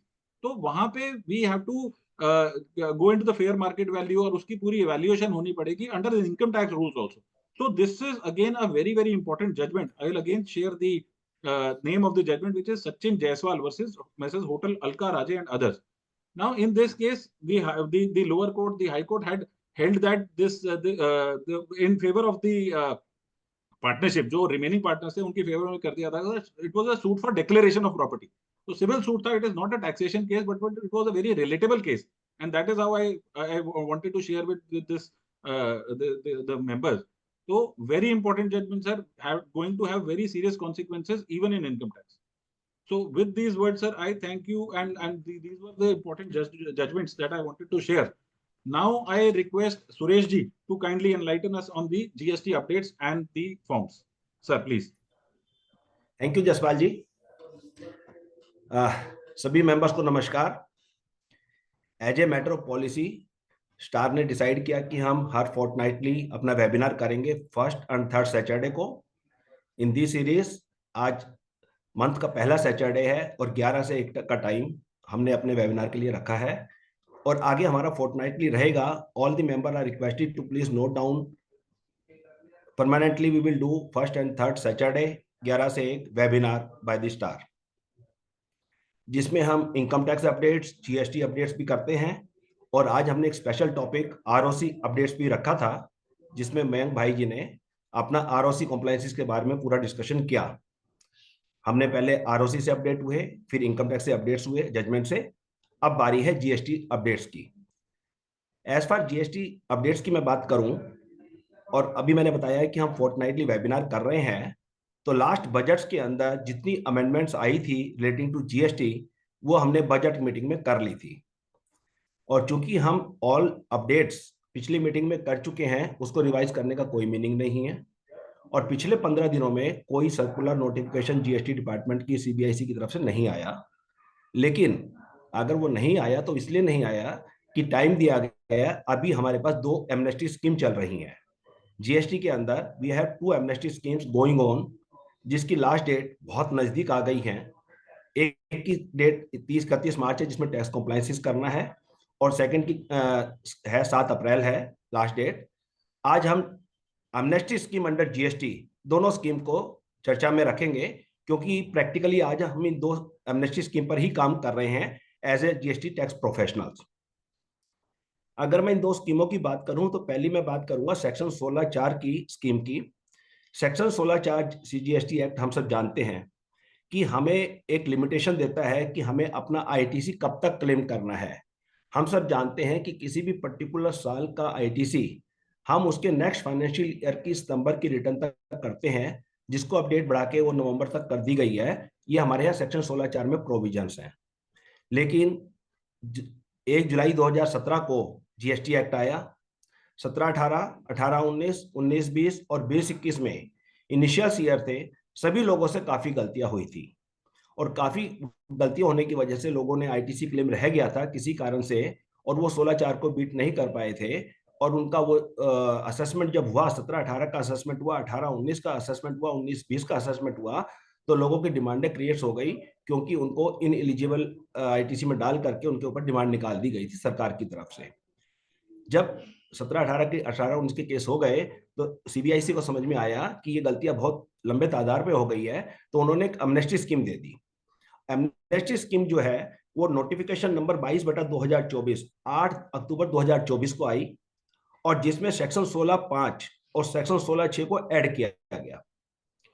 Section 16(5) में जो एडिशन किया गया उसका मेन इंपैक्ट ये था कि अगर किसी कारण से आपने 16(4) का उल्लंघन कर भी दिया और आपकी डिमांड क्रिएट हो गई रिलेटिंग टू द ईयर 17-18, 18-19, 19-20 और 20-21 के लिए, इसके लिए गवर्नमेंट ने 8/10/24 को नोटिफिकेशन जारी करके बोला, रेट्रोस्पेक्टिव इफेक्ट से इसका इंपैक्ट दिया गया, और ये बोला कि अगर आपने अपना ITC क्लेम 30 नवंबर 2021 से पहले कर लिया है, वेदर इट्स रिलेट्स टू 17-18, 18-19, 19-20, 20-21, अगर आपने ITC क्लेम GSTR 3B में क्लेम करा 30 नवंबर 2021 तक, तो आपको अब हम इसकी छूट दे देंगे। इसके लिए इन्होंने एक प्रोसीजर बनाया। प्रोसीजर में बताया कि जिन लोगों की डिमांड इस पॉइंट पर आई हुई है, 16(4) के बेस पर आई हुई है, और 16(5) की रेट्रोस्पेक्टिव अमेंडमेंट की वजह से उनको क्रेडिट दिया जा रहा है, उनके लिए प्रोसीजर आ गया कि एक एनेक्सर A फाइल करना है, जिसका नाम है rectification form. Annexure A portal पर अवेलेबल है। अगर हमारा कोई भी केस 17-18 से 18-19 से 19-20 से 20-21 से रिलेटेड है और demand created on account of limitation claiming ITC 16(4) का केस है, तो अब हम उसको 16(5) का संज्ञान करते हुए एप्लीकेशन एनेक्सर A भरेंगे, और A भरने से हमारी रेक्टिफिकेशन ऑफ डिमांड हो जाएगी और हमें इस डिमांड से छुटकारा मिल जाएगा। इसके लिए मैं ये बताना चाहता हूं कि ये नोटिफिकेशन 8 अक्टूबर 2024 को आया था, और नोटिफिकेशन में लिखा गया था कि विद इन 6 मंथ हमें अपनी एप्लीकेशन फाइल करनी है, rectification application in annexure A। अगर हम काउंट करें तो 7 अप्रैल 2025 काउंट आती है। आज हम 1 मार्च को बात कर रहे हैं, हमारे पास लगभग 1.25 महीना बचा है। अगर किसी भी इंटरप्ट करूंगा, सॉरी, इनकेस डिमांड जमा कर दी है तो can we get the refund? Sir Soni साहब, मैं आ रहा हूं इस पॉइंट पर भी, लेकिन चूंकि आपने बीच में पॉइंट उठाया है तो मैं पहले क्लियर कर दूं। और आपने जितनी भी एमनेस्टी स्कीम देखी, बजट स्कीम देखी, कोई भी कारण देखा, तो उन्होंने ये कहा है आजकल एज इज वेयर बेसिस का जमाना आ चुका है GST के अंदर। अगर किसी कारण से आपने अपनी टैक्स जमा करा चुके हैं तो आपको रेक्टिफिकेशन का अधिकार नहीं है। जो गया सो गया। ये तो उनके लिए है जो अंडर लिटिगेशन है, जिन्होंने अपील फाइल कर रखी है, या जिन्होंने अपील ही फाइल नहीं करी, डिमांड स्टेज के ऊपर भी पेंडिंग है, या जो नोटिस स्टेज के ऊपर है, उनके लिए भी है। आगे चले सोनी साहब। हाँ, तो मैं बता रहा था कि 8 अक्टूबर 2024 को ये नोटिफिकेशन आया। 6 महीने का लिमिटेशन पीरियड है, हमें एप्लीकेशन डालनी है, यानी 7 अप्रैल 25 तक हमें एप्लीकेशन डालनी है। आज के टाइम पे 1.25 महीना बचा है। अगर हमारी कोई डिमांड ऐसी है जिसका इंपैक्ट 16(4) की वजह से है, तो हमें एनेक्सर A फाइल करके उसको रेक्टिफिकेशन में डाल देना है, और इसके अंदर प्रोसीजर है, जिसने डिमांड निकाली थी वही अफसर इसको रेक्टिफाई कर देगा। और इसके लिए मैंडेट है, जैसे ही हम एप्लीकेशन डालेंगे उसके विद इन 3 मंथ्स डिपार्टमेंट इसको रेक्टिफिकेशन करेगा, DRC 08 से अब हमारी डिमांड को खत्म करेगा। और अगर हम अपीलेट अथॉरिटी के पास हैं तो अपील अथॉरिटी को भी बता दिया गया है कि अगर आपके पास कोई भी अपील पेंडिंग है रिलेटिंग टू 16(4) एडिशंस, तो उसको आप APL 04 में अपना ऑर्डर पास कीजिएगा और डिमांड को खारिज कर दीजिएगा। इस तरीके से अगर डिमांड बेस है विदाउट अपील है तो DRC 08 ऑफिसर को करना है, और अगर अपीलेट अथॉरिटी के पास है तो APL 04 के अंदर उसे ऑर्डर पास करना है। जैसा सोनी साहब ने पूछा और मैंने बताया, अगर किसी कारण से हम ऑलरेडी स्कीम को अवेल करने से पहले, इस एमनेस्टी को स्कीम करने से पहले कोई जमा करा चुके हैं तो उसका रिफंड नहीं मिलेगा। लेकिन अगर डिमांड आज के टाइम पर पेंडिंग है, चाहे वो अपीलेट स्टेज पर है या वो किसी भी स्टेज पर है, उसका इंपैक्ट हम 16(5) के हिसाब से इस नोटिफिकेशन का सहारा लेते हुए ले सकते हैं। सर कोई और? सुरेश जी, हाँ प्लीज, इस कोई और Suresh point? Yes sir, yes sir. एक इसी पॉइंट पे before you move forward, right I sir just want one point जी। कि in one of the cases हमारा एक अपील हमने फाइल 16(4) की बात कर रहा हूं मैं। Right sir. 16(4) में सेसी तब तक ये आया नहीं था इसके बारे में, तो हमने अपील फाइल कर दिया। Appeal was filed late means actually very late, तो कंडोनेशन के साथ हमने करा है। But considering the judgments which have come in, अभी जो दिल्ली हाई कोर्ट का कि भी आप कंडोन नहीं कर रहे लेट फाइलिंग को, so we wish to actually withdraw it and go into this rectification process. But जब मैं इसका सर्कुलर पढ़ता हूँ उसमें इसके बारे में कुछ चीज लिखी नहीं है कि अगर हमने अपील फाइल कर दी, उन्होंने कहा अपील फाइल कर दिया तो appellate authority will take into consideration 16(4) की अमेंडमेंट को, 16(5) की। But in my case, I want to withdraw and straight away go into this rectification matter को। तो इस केस में क्या मैं, what is the better course of action? Should I withdraw the appeal and then go into this thing, या appeal को reject करवाऊं फिर जाऊं मैं इसके अंदर? देखो मेरा व्यू बड़ा सिंपल है इस पॉइंट्स पर, क्योंकि आपने जो कंडोनेशन ऑफ डिले डाला है वो आफ्टर स्टैट्यूटरी पीरियड डाला है, which probably be rejected by the department, जैसा हम देख रहे हैं।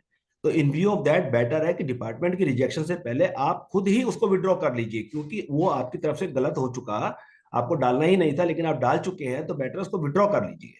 Once it is withdrawn, once your appeal is withdrawn, it means there is no appeal at all and demand is against you. तो उस case में आप रेक्टिफिकेशन अनेक्चर ए डाल करके अपना असेसिंग अथॉरिटी से ही अपना इस नोटिफिकेशन का सहारा लेते हुए आगे बढ़ सकते हैं। Don't wait for the rejection of the appeal, get it, my personal view, just go for withdrawal of appeal and then move for rectification application annexure A in your case. It is my submission in your case.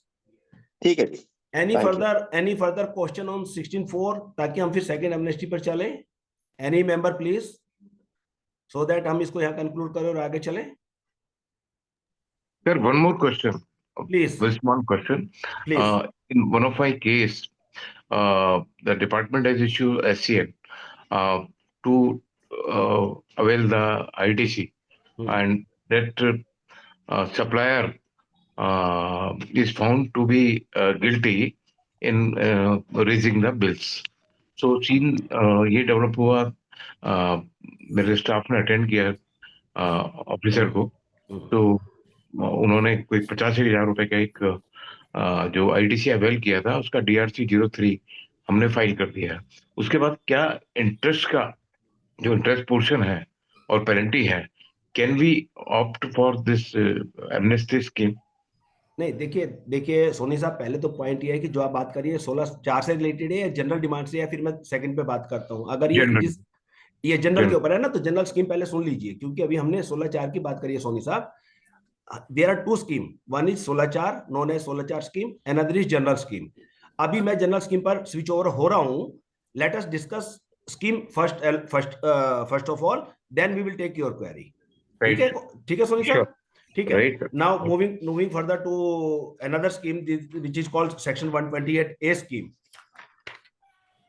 देखिए department ने, CBIC ने एक नया section 128A introduce किया, और उस 128 में बताया गया, क्योंकि इनिशियल ईयर ऑफ GST है तो लोगों की बहुत सारी डिमांड्स आ गई हैं 17, 18, 19, 20 को लेकर के।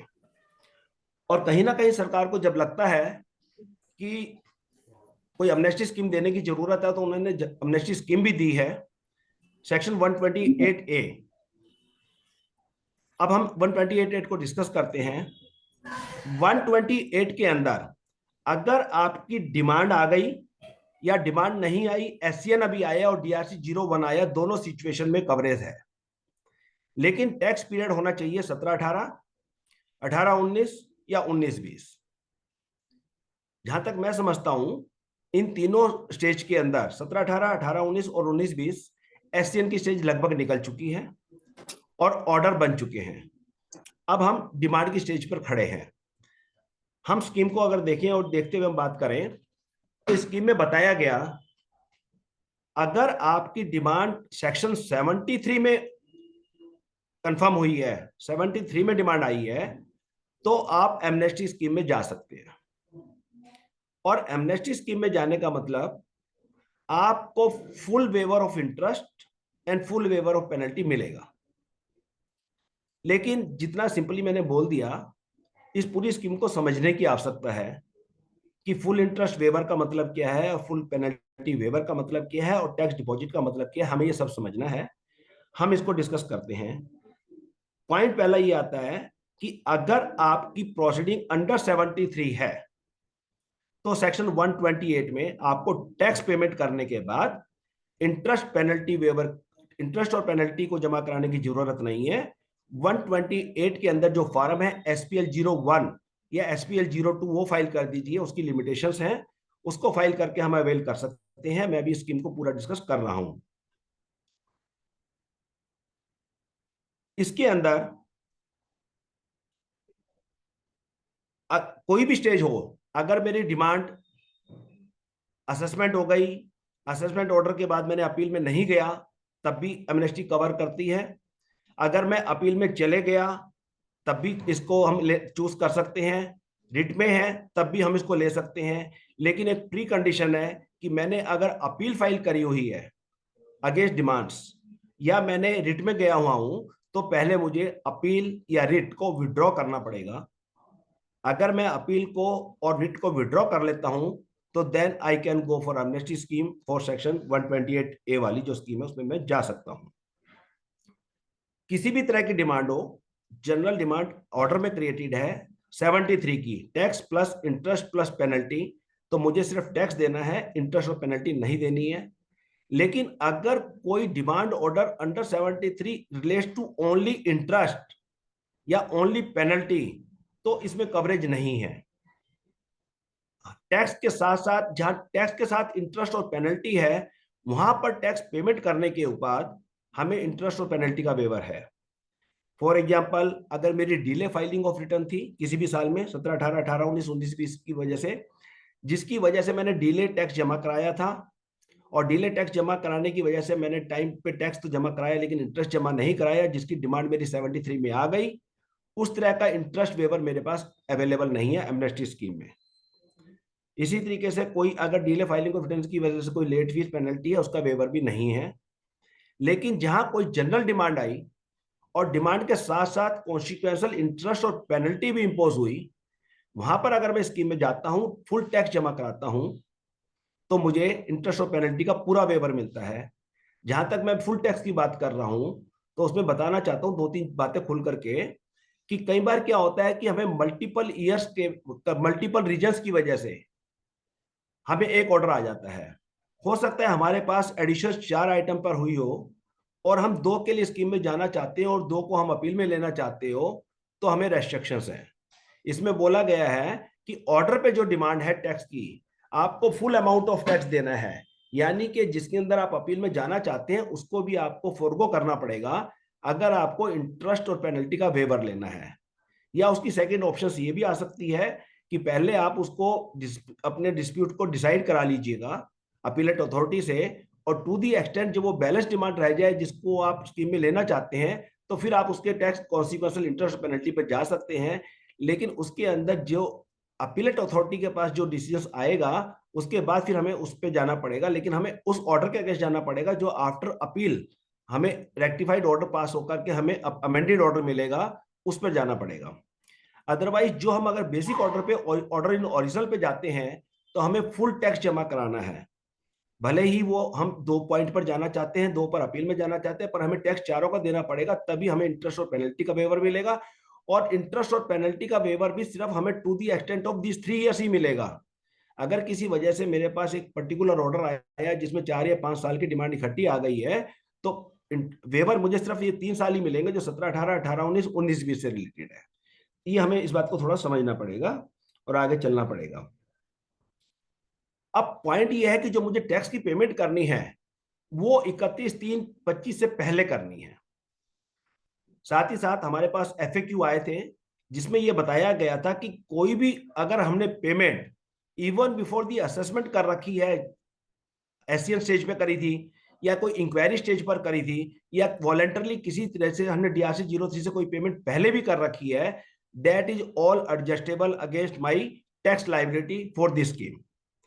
अगर मेरी जो भी टैक्स लायबिलिटी आती है और मैं जो जमा कराना चाहता हूं to avail credit to get benefit of interest and penalty waiver, तो टैक्स से मैं सेट ऑफ कर सकता हूं वो सारा टैक्स जो मैंने उससे रिलेटेड जमा करा रखा है, चाहे वो बिफोर असेसमेंट जमा कराया हो, 1 जुलाई 17 के बाद कभी भी जमा कराया हो, रिलेटिंग टू दैट अगर वो टैक्स है तो उसका सेट ऑफ मिल जाएगा। इसके अंदर जहां तक मैंने बताया कि ये 73 प्रोसीडिंग को कवर करता है, 74 को कवरेज नहीं करता है। लेकिन किसी कारण से मेरे पास ऑर्डर तो 74 में आया, लेकिन मेरे फैक्ट्स उसको 73 की बात करते हैं कि 73 में ऑर्डर होना चाहिए था, तो पहले मुझे वो ऑर्डर चैलेंज करना पड़ेगा कि मेरा ऑर्डर 74 की बजाय 73 में होना चाहिए था। अगर ऐसी मैं कोई अपील फाइल करता हूं और अपीलेट अथॉरिटी इस बात को एक्सेप्ट करती है कि factual position of my case is relatable to 73 और मेरी प्रोसीडिंग को अगर 74 से कन्वर्ट करके 73 में कन्वर्जन कर दिया जाता है बाय अपीलेट अथॉरिटी और एनी कोर्ट, तो उस कोर्ट के ऑर्डर के बाद भी मैं इस एमनेस्टी स्कीम में जा सकता हूं, भले ही उसका ऑर्डर पहले 74 में हुआ था, ऑर्डर इन ओरिजिनल, और सब्सिक्वेंट प्रोसीडिंग के बाद उसको 73 में ला दिया गया, तो वो केस भी हमारे एमनेस्टी में स्कीम में कवर होते हैं। और ऐसी केसेस के लिए लिमिटेशन पीरियड है कि जिस दिन मुझे कम्युनिकेशन ऑफ ऑर्डर होगा बाय अपीलेट अथॉरिटी और दी कोर्ट ऑर्डर, उसके 6 महीने के अंदर अंदर मैं सेक्शन 128A को कंप्लाई कर सकता हूं।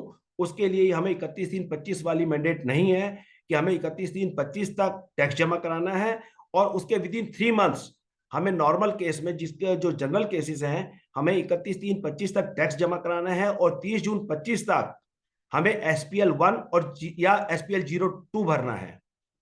मैं सबसे पहले SPL 01 और 02 का डिफरेंस बता देता हूं।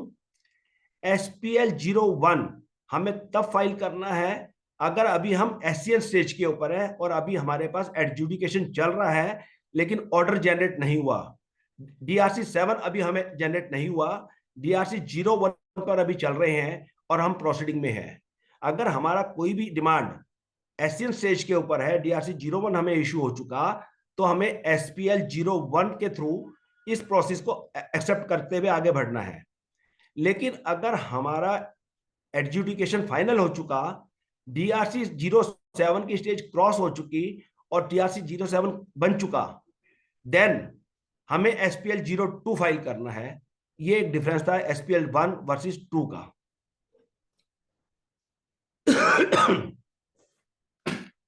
पॉइंट ये आता है कि इसका एक प्रोसीजर है। SPL 01 हमें जो भरना है वो 30 जून, SPL 01 और 2 जो भी हमें भरना है ये 30 जून 25 तक करना है, और टैक्स पेमेंट हमें 31/3/25 तक करनी है।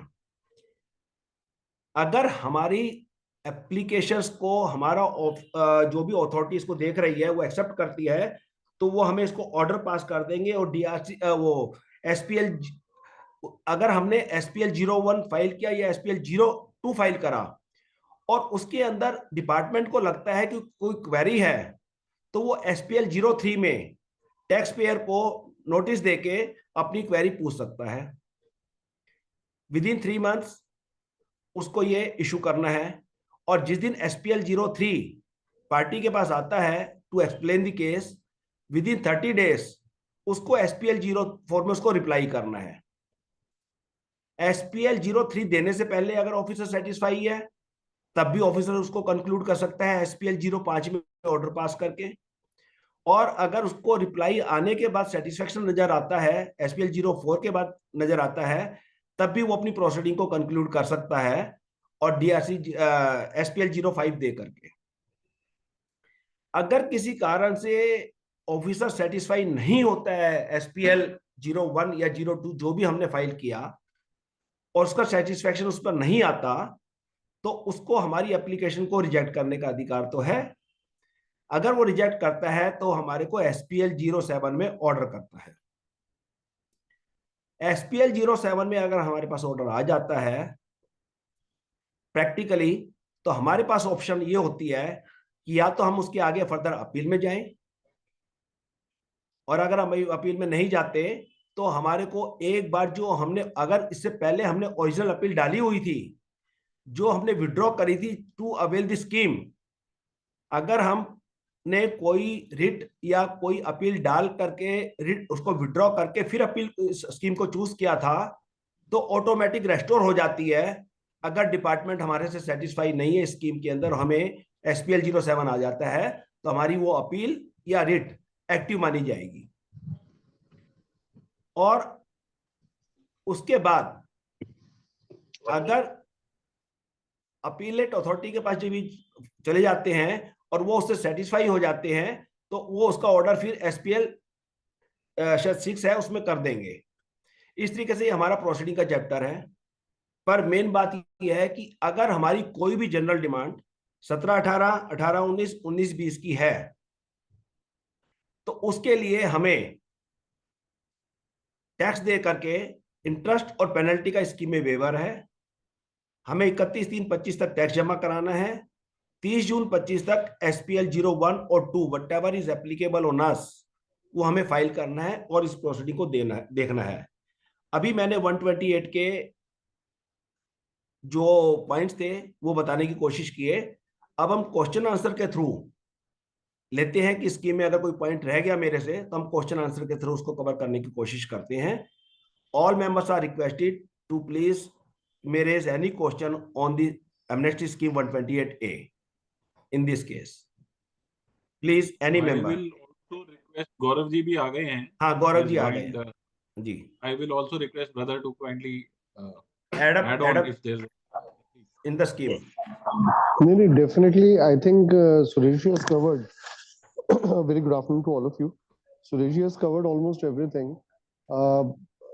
I am just wanting to just add one small thing. जितने applications file करना चाहते हैं, there are certain problems which came up at the last week in SPL 02 and 20 days back in SPL 01. I would recommend that all the applications should be filed immediately, so that you are not stuck at the last moment with the technical glitches. So if there are things which are troubling, that may be taken up in the forum, WhatsApp group, spoken to Sureshji personally, and we'll try to resolve them. Apart from them, let's take up the question and answer as just suggested by Soni साहब, आपका कोई question आ रहा था, बताइए जरा। आके सोनी जी कोई question कर रहे थे इन द बिगिनिंग। सोनी साहब हैं? Yes sir, yes sir. आपका कोई क्वेश्चन था अभी in the beginning of the deliberation? Please sir, question. मेरा क्वेश्चन था जनरली मेरे क्लाइंट को SCN इशू हुआ on the basis of that one supplier has not made any sale that is declared as bogus transaction. ठीक है। So उस case में when this notice came, तो एक 85,000 रुपए का ITC अवेल किया था, that has been deposited through DRC 03. अब ये था, उसमें इंटरेस्ट और पेनल्टी का भी डिपार्टमेंट प्रेशर डाल रहा था कि भाई वो भी आप जमा करें। So can I avail this amnesty scheme without paying interest and penalty? बहुत अच्छा क्वेश्चन आ रहा है। जहां तक मैं समझ पाया हूं, सोनी साहब का कहना ये है कि इनके क्लाइंट्स के पास कोई इन्वेस्टिगेशन स्टेज के ऊपर एक इंक्वायरी चली। I am interrupting, sorry. Yeah, please. Soni ji, that was under 73 or 74, because this scheme is only applicable for section 73. Yes sir. So आपका जो इन्वेस्टिगेशन में होगा 100% सेक्शन 74 के अंदर नोटिस आया था, you can't go for this scheme. नहीं sir, Gaurav ji जहां तक मैं समझ पा रहा हूँ ना, आपको याद है कि 1.5 साल पहले 2 साल पहले ना आर.के. पुरम से इधर उधर से एजेंसी से इंस्पेक्टर्स लेवल के ऊपर भी हमारे पास एक वो समन टाइप आ जाते थे। अभी वो Correct, sir. Pre I- pre pre pre pre pre pre 73 pre 74। Yeah. No, no, एक no. सेकंड, So, एक सेकंड गौरव जी 1 मिनट सुन हाँ। लेते हैं, हो सकता है कोई फर्क पड़े। जहां तक मैं समझ पा रहा हूँ और मैं अपनी प्रैक्टिस को देख पा रहा हूँ कि हमारे को 1.5 साल पहले, 2 साल पहले, 3 साल पहले किसी भी एजेंसी से नोटिस आ जाते थे कि फलाने फलाने सप्लायर बोगस है, जिसका इनपुट आपने लिया, इसका टैक्स इंटरेस्ट पेनल्टी दे दो। और वो हम कोई आर.के. पुरम जा रहा था, कोई सीआर बिल्डिंग में जा रहा था रिप्लाई करने के लिए, दिस एंड दैट, ऐसा चला था सिस्टम, इन्वेस्टिगेशन स्टेज के ऊपर था। तो अगर ये यही केस है सोनी साहब आपका, या 73 Exactly. 74 है? एग्जैक्टली यही है सर, यही है। तो गौरव जी इनके केस के हिसाब से इनका मानना यह है कि इनको पता लगा कि कोई सप्लायर बोगस है, डिपार्टमेंट ने इनको बताया थ्रू ए लेटर विदाउट 73 और विदाउट 4, और इन्होंने टैक्स एलिमेंट जमा करा दिया और उसका कॉम्प्लायंस उनको DRC 03 का चालान उनको पकड़ा दिया इन्वेस्टिगेशन एजेंसी को। नहीं, एक second sir, sorry, I am जी। Just holding it for a moment. हाँ, आपके पास सोनी साहब आज भी कोई नोटिस नहीं है? नोटिस तो आया हुआ है सर। आप, वही तो मैं पूछ रहा हूँ सर, शो कॉज नोटिस आया हुआ है, नहीं आया हुआ?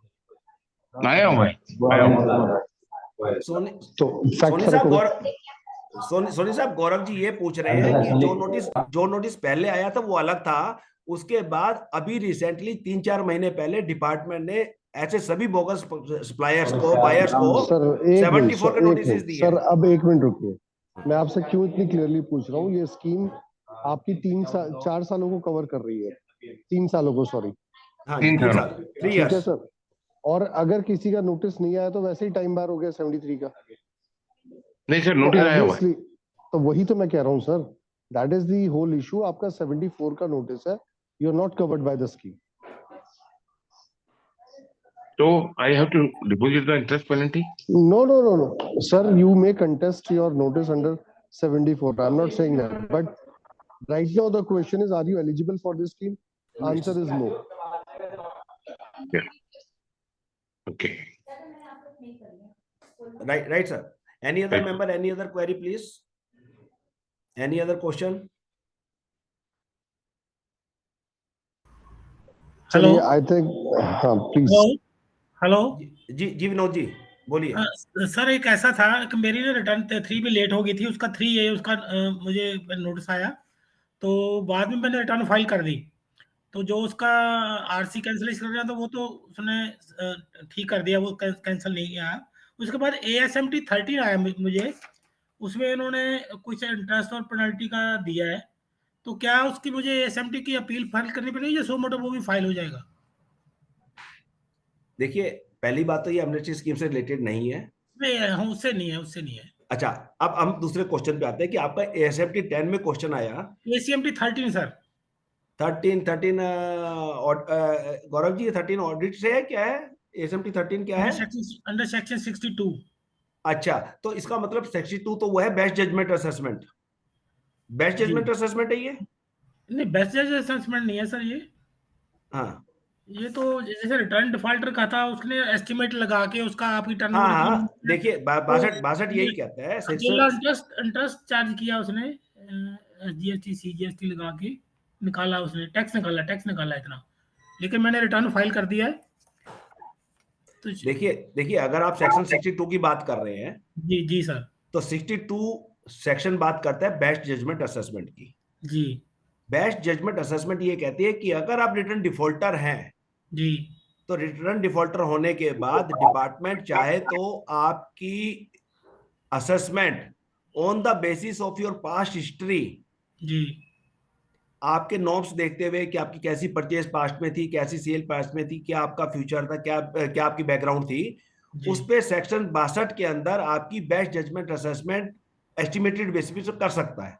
जी, अगर आपको असेसमेंट 62 में हो जाती है, बेस्ट जजमेंट असेसमेंट हो जाती है, जी ऑर्डर होने के बाद आप रिटर्न फाइल कर देते हैं, जी, तो आपका रिटर्न फाइल करते ही ऑटोमेटिकली वो जो ऑर्डर पास था वो नल एंड वॉइड माना जाएगा। ओके ओके, ठीक है सर, तो यही इन पूछना। योर केस अगर 62 की असेसमेंट का ऑर्डर आपके पास आ चुका, क्योंकि आप रिटर्न डिफॉल्टर थे, जी जी तो डिपार्टमेंट आपको कह रहा है कि आप रिटर्न फाइल करो। जी सर, जी सर, अगर आप रिटर्न फाइल कर देते हो तो ये return would be accepted and would be processed, जी सर, जी और सर, जो डिमांड क्रिएट हुई है that would be nullified by the department itself, क्योंकि you have filed the returns. ठीक है सर, ठीक है और सर, अगर आप फिर भी रिटर्न फाइल नहीं करते हैं तो डिमांड आपकी क्रिएट हो गई है, then you will have to, right sir, या एनी अदर प्लीज, ठीक I think I could reply you Suresh ji मेरी भी एक क्वेरी है। सुरेश प्लीज जी, प्लीज, अदर देन अमनेस्टी बात कर रहे हैं ताकि ध्यान उस तरफ करें, आप अमनेस्टी को ब्लॉक करें और फिर हम जनरल क्वेश्चन पे आ नहीं जाएं। नहीं नहीं, एमनेस्टी पे ही है जो please please please Gaurav ji, please, इसमें ना 73 का मेरा नोटिस इशू हुआ था, वो मिसमैच वाला था, 3B और 2A वाला। ठीक है। मैंने कोई अपील फाइल नहीं की थी। अब मैंने उसमें जो सेक्शन सर्कुलर 237 जो आया, नोटिफिकेशन 22 हाँ विधायक, उसके तहत मैंने रेक्टिफिकेशन एप्लीकेशन मूव की है। नहीं लेकिन नहीं, एक मिनट, अगर अमनेस्टी में है तो रेक्टिफिकेशन एप्लीकेशन कैसे मूव करी है, मतलब वो तो नहीं अमनेस्टी नहीं है, जो मेरा 73 का नोटिस इशू हुआ था। और अच्छा, वो जो ऑर्डर था उसमें उसके अगेंस्ट रेक्टिफिकेशन फाइल कर रखी है, रेक्टिफिकेशन हाँ जी, एप्लीकेशन फाइल करिए, ठीक है ठीक है। तो जी जो इसमें सेक्शन इसको सेक्शन 16(5) और 16(6) को लेकर के, हाँ अब उसमें रिजेक्ट मार दी मेरी एप्लीकेशन, रेक्टिफिकेशन एप्लीकेशन 161 का क्लॉज लेकर के उसने रिजेक्ट मार दी एप्लीकेशन। हाँ हाँ, तो इसमें अब क्या करना है, मतलब इसमें नहीं दोबारा से नहीं रेक्टिफिकेशन? नहीं, देखिए देखिए, अगर आपने एनेक्शन ए भरा था, आप सेक्शन 16(4) वाली यस, बात कर रहे हैं। हाँ जी, कॉन्ट्रावेंशन ऑफ 16(4), कॉन्ट्रावेंशन ऑफ 16(4) की स्कीम के अंदर आपने एनेक्शन ए भरा, हाँ जी जो आपके हिसाब से तो ठीक था, जी, लेकिन डिपार्टमेंट ने उसकी आपको ठीक होने के बावजूद भी आपकी एनेक्शन ए को रिजेक्ट कर दिया, रिजेक्ट कर दिया जी, बिल्कुल। तो नाउ इट इज अपीलेबल, आप अपील कीजिए, नॉर्मल वे में अपील में जाइए। ओके, सेक्शन 16(4) ने आपने रेक्टिफिकेशन दोबारा जाने का फायदा ही नहीं है, क्योंकि आपने एक बार अपील करी, हाँ और अपील करने के बाद आपके फैक्ट्स ठीक होते हुए भी आपके प्रॉपर ऑफिसर ने उसको सही तरीके से डिटरमाइन नहीं करा जी, और रिजेक्शन कर दिया, तो now it is appealable order, आप अपील तो इट इज कीजिए। ए प्री डिपोजिशन ऑफ 10%। वो तो आपको सब कुछ as per the appeal procedure में चलना पड़ेगा। अपील है प्रोसीजर में, जी, ठीक है। फर्स्ट अपीलेट अथॉरिटी को हम फाइल कर देंगे। यस यस यस, ठीक, thank you. Gaurav ji, am I correct? चलिए आगे। सर मेरी एनी अदर? हाँ प्लीज प्लीज बोलिए। सर मेरी जो क्वेरी है एमनेस्टी स्कीम के रिगार्डिंग नहीं है, जो सोनी साहब का क्वेश्चन था उसी के फर्दर कंटिन्यूएशन में है। राइट, सेक्शन 74 के अंडर जो है नोटिस इशू किया गया और डिपार्टमेंट ने जो अमाउंट डिपॉजिट करने के लिए टैक्स का बोला वो 100% जमा करवा दिया गया। आफ्टर दैट इंटरेस्ट के लिए बोला गया और पेनल्टी 15% के लिए बोला गया, वो भी बिफोर इशूइंग ऑफ DRC 07 हम लोगों ने वो भी जमा करवा दी। जी, उसके बाद सेम नोटिस दोबारा से डिपार्टमेंट ने अपलोड कर दिया साइट के ऊपर और उसका रिप्लाई भी प्रॉपरली कर दिया गया। बट आफ्टर दैट डिपार्टमेंट ने DRC 07 इशू करके 100% पेनल्टी इम्पोज कर दी। तो इस केस में सर क्या करना चाहिए आगे फर्दर? हाँ देखिए सर, ऐसा है कि आपके केस में जो बात कर रहे हैं ना, ये आप ये कहना चाहते हैं कि जैसे जैसे आपको नोटिस मिला, इंटरेस्ट मिला, पेनल्टी 50% जमा करा दी, तो आपने पूरा कंप्लाइंट कर दिया, राइट, उसके बावजूद डिपार्टमेंट ने दोबारा कर दिया, यानी कि डुप्लीकेसी ऑफ ऑर्डर हो गई। राइट, मतलब सेम फैक्ट्स पे, सेम ग्राउंड्स पे, सेम सिचुएशन पे, सेम चीज के मल्टीपल ऑर्डर हो गए। सर ऑर्डर तो एक ही इशू किया, बाद में नहीं DRC 07 नहीं, पहले वाले का रेफरेंस नंबर अलग होगा, लास्ट वाले का रेफरेंस नंबर अलग होगा, क्योंकि उसकी अलग डेट होगी, इसकी अलग डेट होगी। आप तो कह रहे हो ना कि पहले एक ऑर्डर आया, उसमें टैक्स जमा करा दिया, इंटरेस्ट जमा करा दिया, पेनल्टी 50% जमा करा दी, कंप्लाई कर दिया, राइट सर। उसके बाद अनदर ऑर्डर पास हो गया, आप ये कह रहे हैं? सर पहले जैसे नोटिस इशू हुआ था, ऑर्डर नहीं हुआ था, जिसमें वो मतलब काफी सारे जो लोगों का एक साथ जो एक बंच के फॉर्म में आया था, जिसमें मेरी एक पार्टी थी, तो जो टैक्स था उसी time before issuing the order हम लोगों ने वो जमा करवा दिया था एज पर द देखिए, कम्युनिकेशन। मैं समझ रहा हूँ, आप ये कह रहे हो कि आपने जो टैक्स जमा कराया था, वो इंटरेस्ट जमा कराया था, वो डायरेक्शन कराया था विदाउट एनी ऑर्डर। जी सर। ठीक है, अब पॉइंट ये है कि आपने टैक्स और इंटरेस्ट जमा करा रखा है जी, ऑर्डर आज क्रिएट हुआ है, बाद में हुआ है, आफ्टर डिपॉजिट। जी सर। 74 में है, 73 में है? 74 में सर। अब 74 में तो इस एमनेस्टी की तो बात ही नहीं है, जी सर, बिल्कुल। फिर तो यह है कि आप 74 में हैं और आप ये चाहते हो कि 74 प्रोसीडिंग का आप कहते हो आपने पूरा कॉम्प्लाई कर दिया, ऑर्डर बाद में बना और डिमांड पहले आई, तो आपने DRC 03 जमा कराया होगा।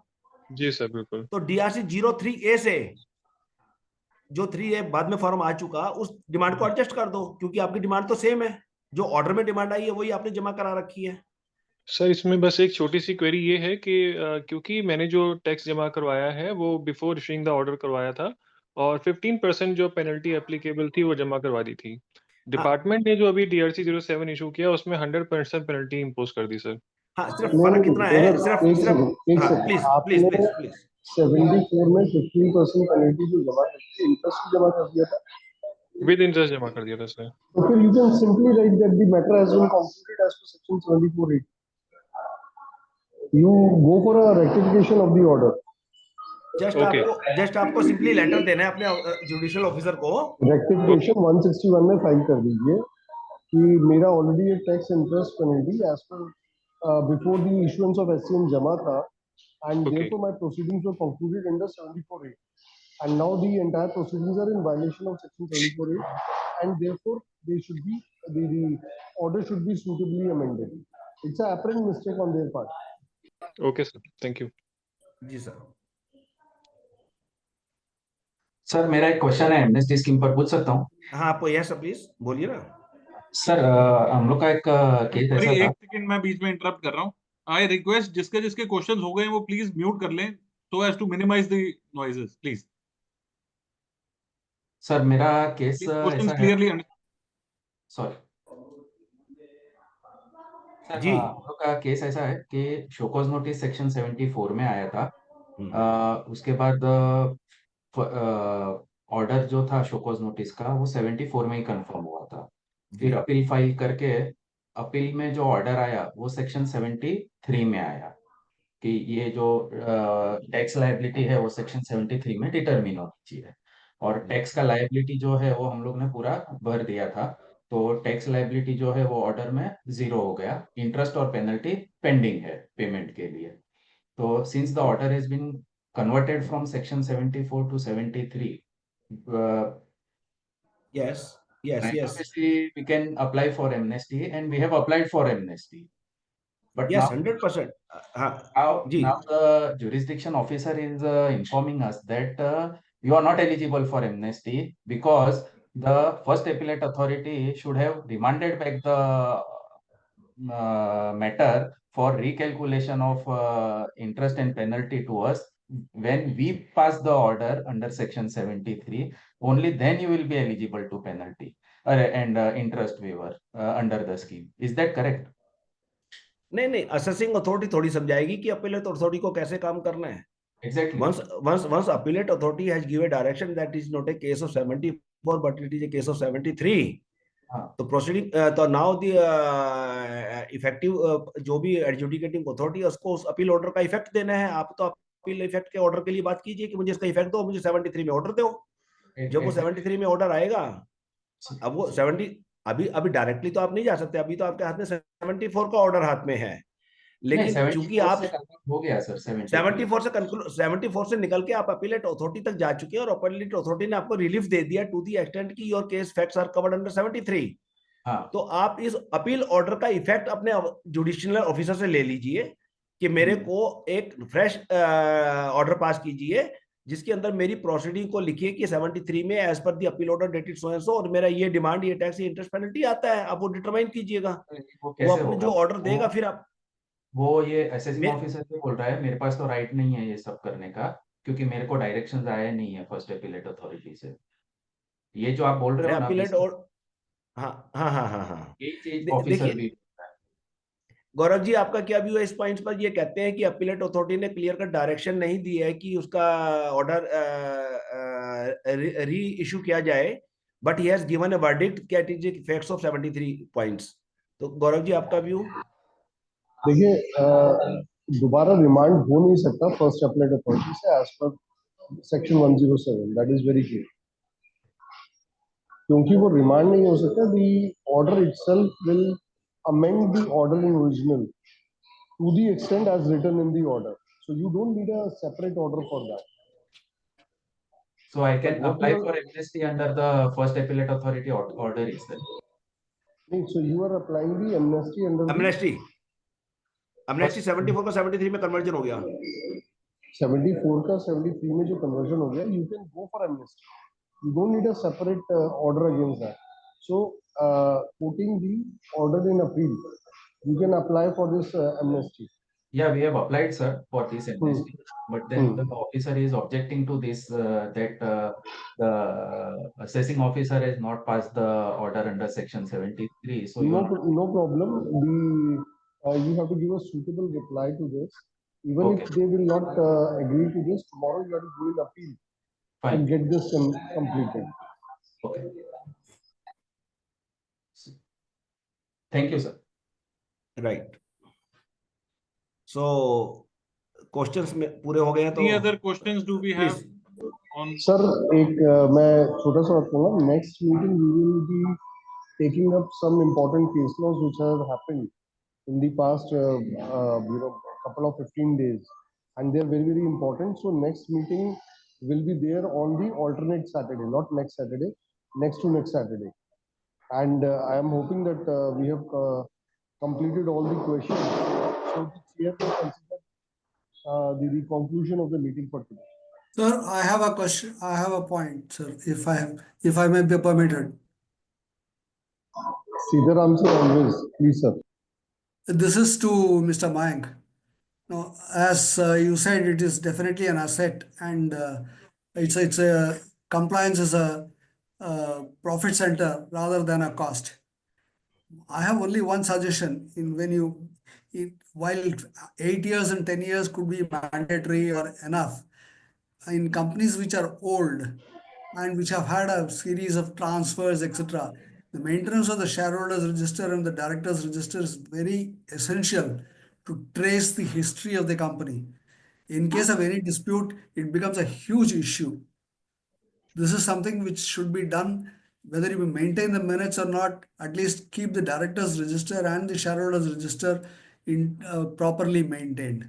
That will be very essential. Is my just a Exactly, point. sir. In the Companies Act, there is nothing mentioned about the year limit on the director and register maintenance. Register maintenance of director and shareholders. Like we were talking about the documents related to a particular financial years, like the financials of a company. As per the law, these are only required to be maintained for 8 years. But yes, we have to keep them maintained for the lifetime of the company. Even like after the strike off of the company or merger of the company with some other company, we have to maintain these records for as long as we can keep it. For that, we have talked on a solution that you can, like, laws also permit that you can keep this record in e-form, like in scanned copies in your computer or server or the system. Anyway, it is not required to be kept in the physical form like nowadays anyway. Perfect. But thank you So for your the suggestion, sir. better answer to this is, or not exactly better, but an overview. My overview of this is, जैसे कि मैंने अभी पहले भी discuss किया था, sir एक company जो है एक इंडिपेंडेंट लीगल एंटिटी है, and the register of members, shareholders, directors is like a logbook of the company. So it is not about the maintenance of records. It is about the company itself, and specifically in those companies जहां पे कोई property है. Sir, it is very, very critical to maintain. हम एक board meeting होती है कि वो हुई कि नहीं हुई, that can still be argued कि वो 8 साल का रिकॉर्ड रखना है या कितने साल का रिकॉर्ड रखना है. बट सर माइंड यू, अगर कोई, जैसे मैंने एक केस डिस्कस किया था, अभी आया था कि एक शेयर होल्डर की डेथ हो गई, उसके बाद नए शेयर होल्डर, उनकी लीगल एयर्स प्रॉपरली अपॉइंट हुए कि नहीं हुए, या वो डायरेक्टर्स हैं कि नहीं है. सर शेयर होल्डर की शेयर्स तो शायद by way of legal heirs जा सकते हैं, बट माइंड यू सर वो डायरेक्टर्स नहीं बन जाएंगे ऑटोमेटिकली. तो everything has to be complied with. और ये जो पर्टिकुलर कंपनी का रिकॉर्ड है, it is not about some statutory laws की उनके लिए जरूरी है कि नहीं है, कंप्लायंस है कि नहीं है. It is for the growth of the company and the existence of the company itself कि वो records maintain करने पड़ेंगे. That is my humble understanding in this. Absolutely correct, sir. Perfect, sir. Perfect. Thank you. So I guess if there are no further questions, we can conclude this meeting. I thank all the speakers, Suresh ji, and specifically Mayank Vashesh ji, who has taken a very good and informative session today. So thank you very much. And as urged, I'll also request him to kindly prepare a much more detailed deliberation on this subject for the benefit of all the members. With this, I thank all the members for joining this today's webinar, and we will strive to continue this, as Gaurav ji and Suresh ji has also said. We will do it all, try to keep it in all alternate Saturdays. Thank you so much.